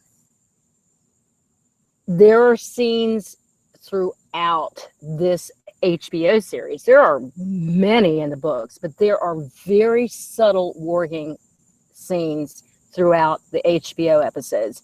And I would say that I think that the showrunners and writers were very, very specific and brilliant about how they held this back till the end. Now I'm going to talk about the warging scenes. Do you recall the scene where there are two night guards outside the Lannister camp and they start getting freaked out about some noise that's going on? And then one of them farts and they have a big laugh and the guy's like, and then they start talking and then a wolf comes at them and actually destroys them. Go back and watch that scene because there is truly like 2 seconds of them focusing on Robb with the rest of his army and you see him flipping his eyes back down. And then remember the scene where Talisa is taking care of the two little boys that ultimately get killed. And they say, I hear that Robb can warg a wolf, and she said, he can. She's not kidding. He can. Again, I understand it. It's super, super subtle. We get the scene also. Well, first of all, Arya travels a separate continent in the show and books. Even in the books, she can still feel Nymeria. And while she's still in Westeros, she certainly can feel it about the death of her mother. But might I say, they left Lady Stoneheart out So they really didn't need to do that warging there. When she does see Nymeria, Nymeria and her really connect, but at that point, Nymeria has her own agenda. They're going to hook back up. And Arya says, that's not you, meaning you can't come with me now. You've got an allegiance to your pack, but they're going to get back together. Okay, let me go to baby Rickon. Rickon is Shaggy Dog. I mean, even in the show, he is. I mean, they're both so angry about everything that's happened. It's like they're both just pissed off. With respect to Bran, I don't even have to go there. We know he can. Jon fights it. He fights it because he's a tar. He's supposed to be warging a dragon, okay? But we know he's got a connection with Ghost. Sansa is the really subtle one. And I would refer you to the Blackwater scene where she ends up in the bedroom with Sandor. Now, Sansa lost her wolf really, really early. That stunted her development incredibly, even worse than Arya's. But if you look at that scene, when Sandor is talking to her about your father is a killer, your brother is a killer, your sons will be killers too. Remember that. Your sons will be killers too. She's going to have sons with him, in my opinion. But she is fugued out. Now, you don't have to roll your eyes back. In the books, they don't roll their eyes back to war. That was something they did as a visual in the show. But if you watch Sansa, she absolutely is semi-warging the Hound. And what does she say? After all this talk about death and killing, she looks at him and goes, you won't hurt me. And he stumbles backward like he has just had somebody escape his mind. And she knew he didn't want to hurt her. Now, it's very subtle, but it's there. And I'll leave that there. Now, with respect to what we're talking about, T, I love your comments on the Maesters, but this is kind of a comment on our education system. I mean, what do they let us learn? I can remember, and I'm older than all of you, but it's still happening in our schools. But what did they teach us in history? I mean, I was taught that Western expansionism and Go West Young Man and all of that was the way it was. I mean, we were the white Caucasians that came in and took over the country. It wasn't really until I got into college and started studying some anthropology, touch me, I don't mean to act like an asshole, but truly it wasn't until, and I went to a very insular, secular Roman Catholic education, but even in the public schools, it was the same. It was not until I got to college and I started taking some anthropology and ethnography courses that they started flipping the perspectivism. And I don't know if any of you all have ever read the anthropological essay called The Nasarima, but they talk about certain habits of this tribe in the United States, specifically about what they do in their toiletry routine. And it was really cool. I was really involved in it. And all of a sudden I realized that what I was reading was about white Caucasian Americans, Nasarima backward, kind of like Sorella Alaris, and that it made me flip my idea about these people who went in a bathroom and did all these incredible ritualistic habits. The perspectivism is important, but we're not there. This is medieval Europe, medieval Westeros. People are doing it from perspective. And I loved it. And Sam is really frustrated with it because Sam has a worldview of it. Now, the last thing I'm going to talk about is the annulment. And last episode, we talked about marriage. Annulment is an interesting thing because when you annul a marriage, you bastardize your other children. Now, I'm going to talk very quickly about it, but this is really important. It's so important to this scene. First of all, where was Elia Martell from? This is Rhaegar's wife. And James, you and I talked about this years ago. Elia was from Dorne. And in the show too, they talk about Dorne being pretty sexually fluid. Even Ilaria Martell talks to Cersei about, we have 1,000 bastards, 10,000 bastards in Dorne. They don't care. It doesn't matter. What matters is the relationship between the person and their lover. Same with Oberyn and Ilaria. They didn't marry.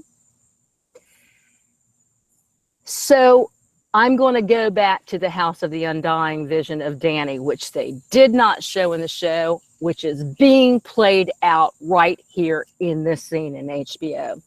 Dany comes across a vision with Rhaegar sitting on a bed with his wife, Elia Martell. And in it, Dany knows that he's talking to her. Both of them are calm. Nobody's fighting. Nobody's throwing dishes against the wall. But he tells her he has to have 3 heads of the dragon. Now, that means 3 children. The history of Elia Martell is this. She had 2 children with him. And if you'll recall that both of them got killed in the rebellion. One was stabbed to death like 50 fucking times. And the other one, the baby Aegon, had his head smashed against the wall. And then the mountain raped Elia with that child's brains all over their bodies. Okay. So he's talking on the bed to her. Let me talk to you about her childbirth history. I think this is very important to understanding this, quote, annulment, so it's not dishonorable. The first child she had, she was in bed for 6 months after having it. The second one, Aegon, the only son, she was in bed for a year. That's a long fucking time after childbirth. I was up in 3 days, 2 days, I think, after my second child, running down the stairs to meet my mother. She was in bed for a year recuperating. The Maesters told her she could not have any more children. Rhaegar is now sitting on her bed talking to her, saying, I have to have 3 heads of the dragon. That was part of the prophecy he got in the scrolls. She's from Dorne. He's a Targaryen. Dorns don't really care too much about marriage. Targaryens can have multiple wives. But here's the rub. Lyanna could never be a second wife. Okay? Never. That wouldn't jibe anywhere in Westeros. It wouldn't jibe anywhere in our world. You can't be, you just can't have 2 wives. So what he did, Rhaegar, was to talk to his wife and say, listen, this is my opinion, but I think it makes sense. You can't have any more kids. You know it. You're reasonable. Even Oberyn said that they loved each other and that he was good to her. If I annul our marriage, I can make our bastards legal. We've seen that with Ramsay, and Ramsay got legalized as a true-born son by his dad, Roose. And John, Catelyn was against it, but Ned really wanted him kind of to be legalized, but for a number of reasons he didn't do it. Legitimized is the word. So Elia would have been okay as long as Rhaegar legitimized those 2 children, which I think he would have. But Lyanna Stark, from an honorable family, could never have been a second wife. So he married her to get the 3rd head of the family. And who was that? Well, it's Jon. And that's all I have to say about that. Good stuff, Mama. And brilliant stuff that we haven't talked about in quite a while. It's relevant to this particular episode and season, and I guess the end of the show. So turned out we got a couple of things right. All right, so final scene. Just got some random shit to post up here. Number 1 is this for D&D fans, because I'm a nerd. TPK means total party kill, meaning that you end up with everybody dying.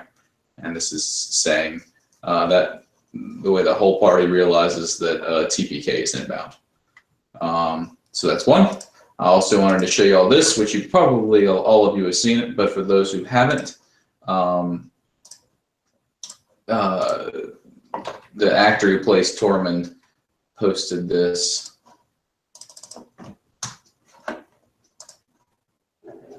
Hello, my name's Tormund, and I'm a giant. That's why they call me Giant Mate. Oh, come here, baby. Come here, baby. Oh, be careful with that sword. I like you too.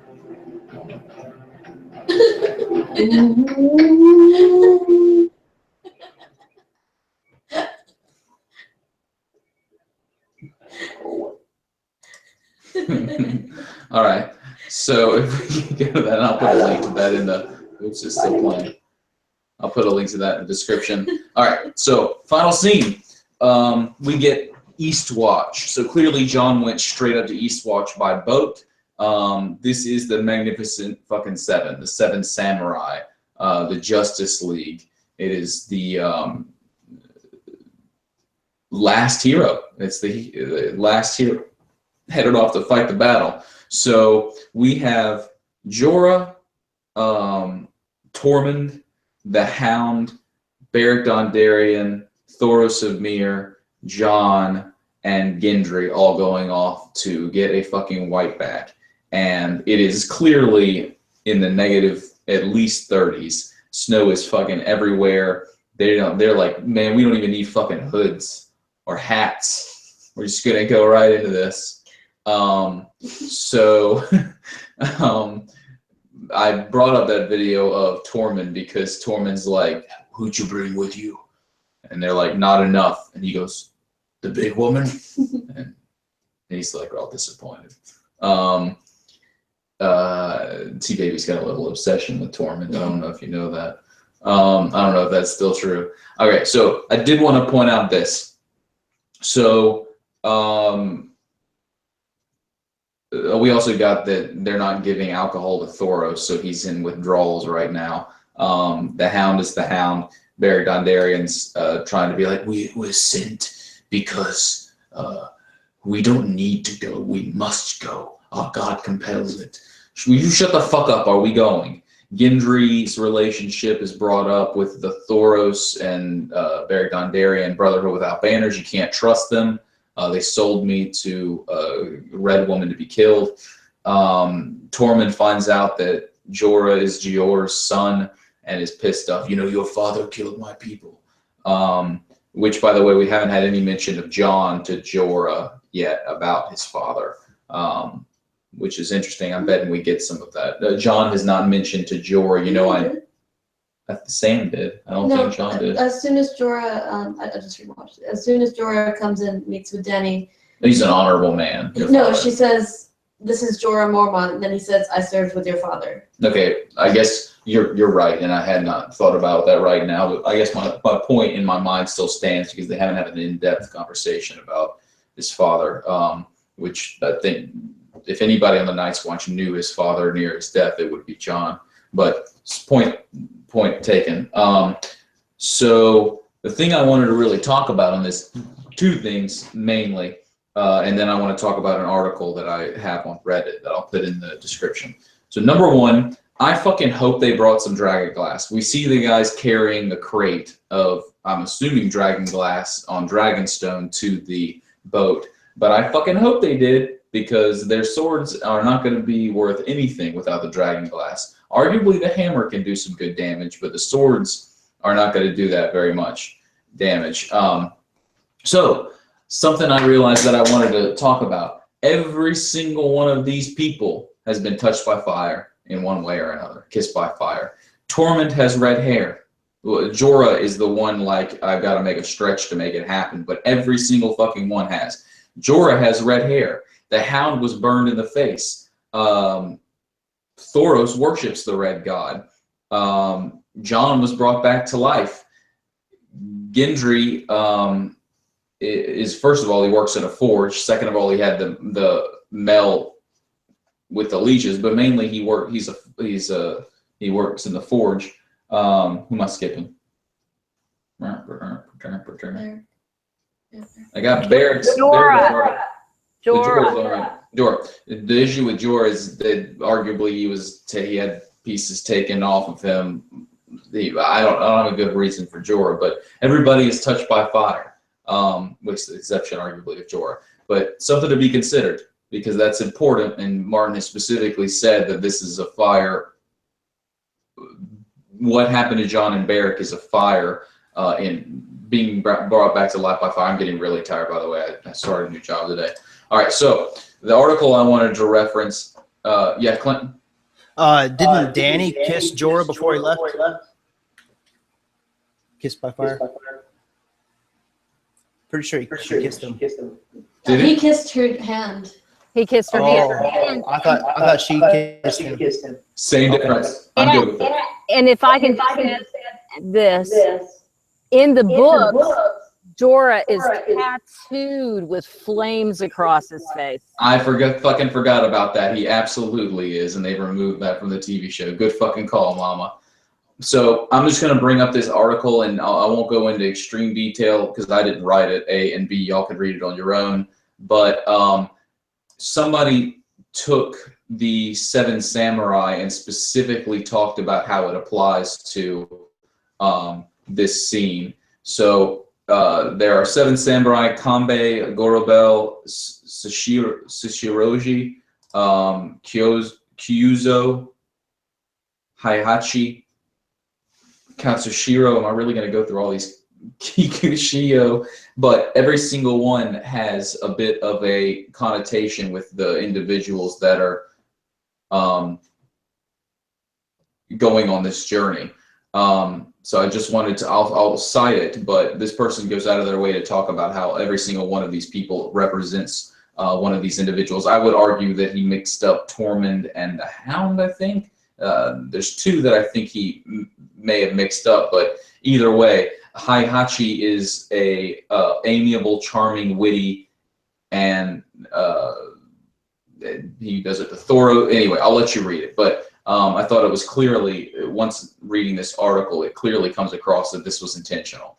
But he proposes in this that certain people are going to die and other ones won't. So I don't know about that, but overall, I think it was extremely well written. And again, I'll put it in the description below. All right, so I don't really have a whole bunch to say about this, except that this is fucking SEAL Team 6. These are the badasses, and they're going to get a white. This is, we're clearly going to start the next episode with this shit, and I cannot fucking wait. We're at episode... Next one's 6. Well, we've got 2 left, right? 2 left. That's it. And then six more episodes after that. We're 8 episodes away from this being over. And 2 episodes from this season being over. So I don't really have a whole lot to say about this, except this is, I cannot fucking wait. And oh my God, what a team this is. Alizey? So to go back to your point about this team of 7 that have assembled, I want to give a shout out to people in the comments, including Oh My Love, who made a great point. There are 7 gods, and they could be kind of representing each of the 7 in a way. I don't know which one would represent the mother in this. I would really have to think more about this in depth to apply that theory. But it's a great thought that 7 seems to be an important number in this series. There are 7 gods. Renly had his rainbow guard of 7 people, which was because of the 7 gods. But that's just, it's an interesting point to bring up. When I first saw the scene of them all walking out of Eastwatch, the wall, what it reminded me of was like an old cowboy movie. Like here, like a group of battle-hardened cowboys riding off into the sunset, and except in this case, it's riding off into the blizzard and certain death. And I just really hope they all make it back. And if they don't, it would be interesting to see if Thoros is able to resurrect them again. And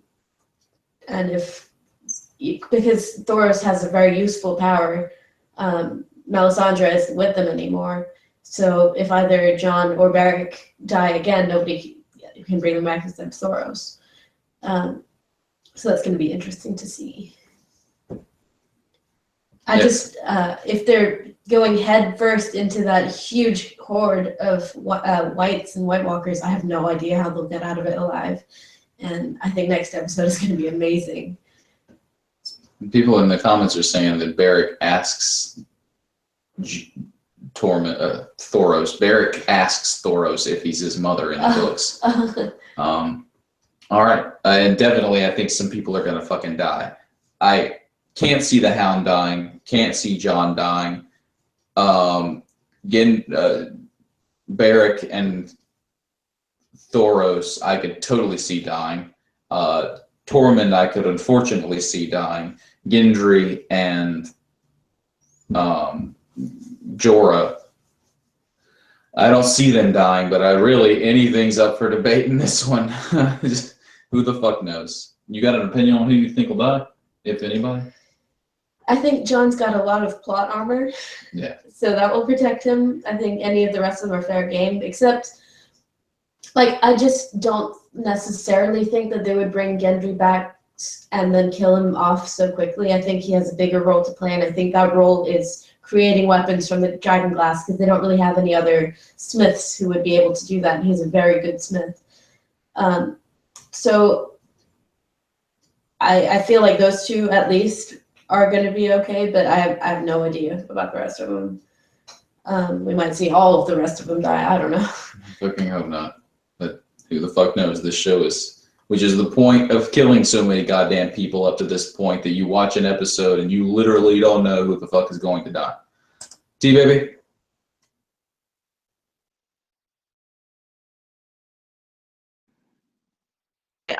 Yeah, I think it's so sad, but I do think Tormund is going to die. And I think once he dies, I'm going to be crying in a fetal position somewhere, because I don't think that anyone that we cared about this season died. So I think that they're going to give it to us towards the end. I agree with you guys. I don't think all of them are going to make it back when it comes to Gendry, because I do think he has to be told. However, it wouldn't surprise me if they brought him back just to kill him, kind of like how they did Baby Rickon. But I don't really have much to say about the scene because it's straightforward. I loved it. I loved the Hound and Tormund the most. But I think because it was such a short scene, the best way to describe it was when Jon said, you know, they're all bickering. They all have a reason not to like each other. I mean, so Gendry to die. What else? Then you have Tormund and Mormont, where normally being the son of Mormont, in this case, like the wildlings and Tormund, they don't like him because he's been chasing them down. But it all goes back to what Jon says, and he was like, you know what? We're all on. Gendry's like, well, why do you think that? And he says, because we're all breathing. And I think that's what makes Jon the best leader between and Cersei, is that in that short scene alone is the same thing that Cersei and Dan, he is wise enough to know that no matter what the bickering is about, it doesn't matter because the real threat is above the wall. So that's the only thing I really got out of that scene, but it really just hyped me up for what's about to come, because 6 is going to be our episode 9, and you know that's usually the big episode where we get all the action and stuff. So I really think retreat. I got like the long night vibes when they all went out there. I definitely got that vibe, but overall, I'm more excited. This set me up towards the end, got me really hyped, because when I saw it was Eastwatch, the title, I thought we were going to get some more scenes and not just 2 minutes. But those 2 minutes were enough to get me excited for the next episode. No. So short. Do what, T? I was like, that's it. My mind's kind of cut now. Clint?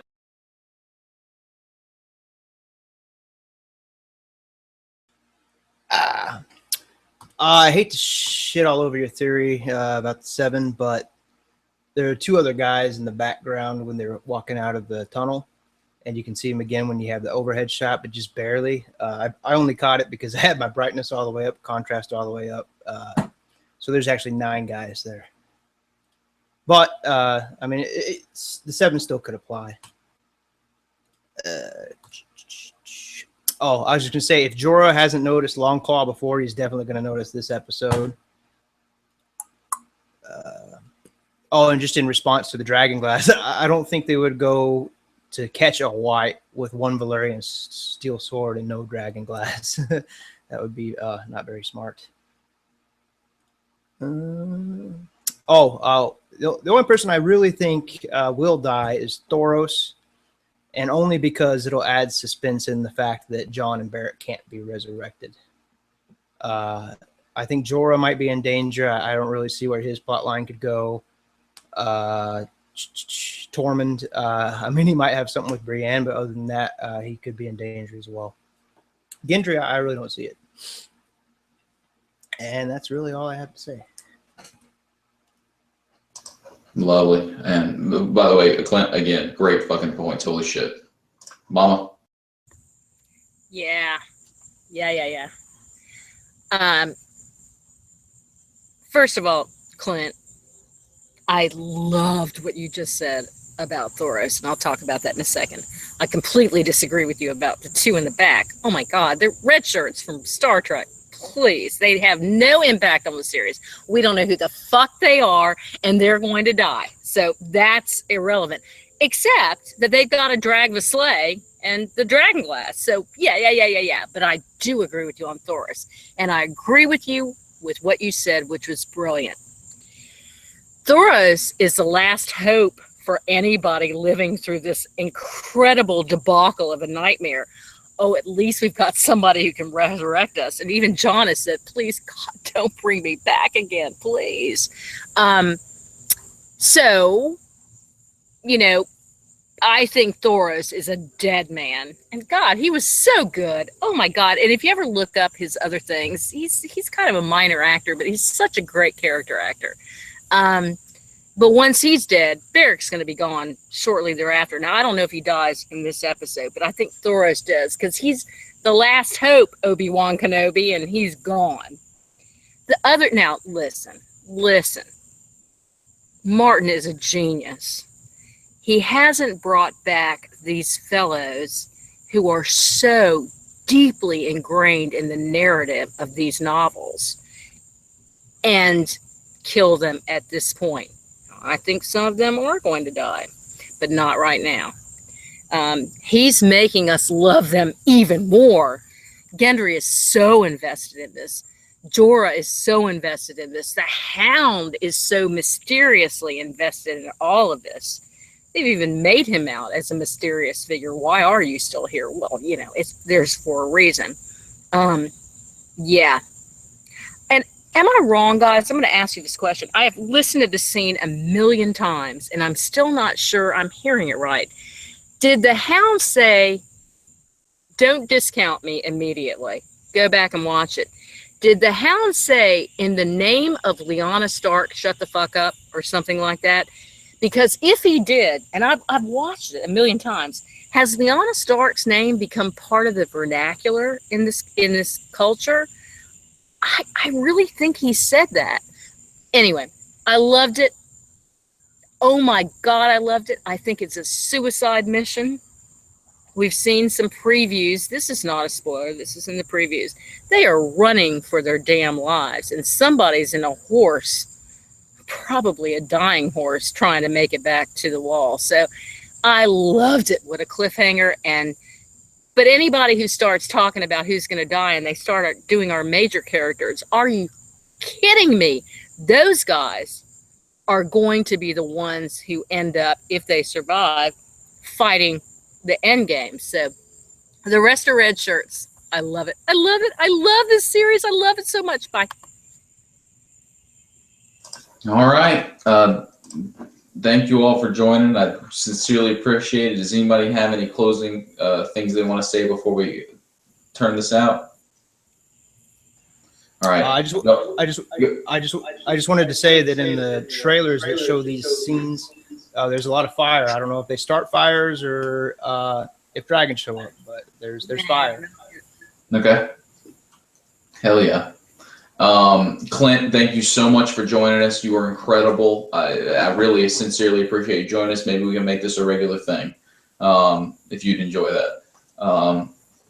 Good. Fuck yeah. TeeBaby, brilliant as always. You're the shit. Thank you for being here. I love you so much. You're wonderful. Thank you for joining us. I know it's late.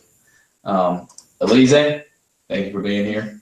My pleasure, you being here.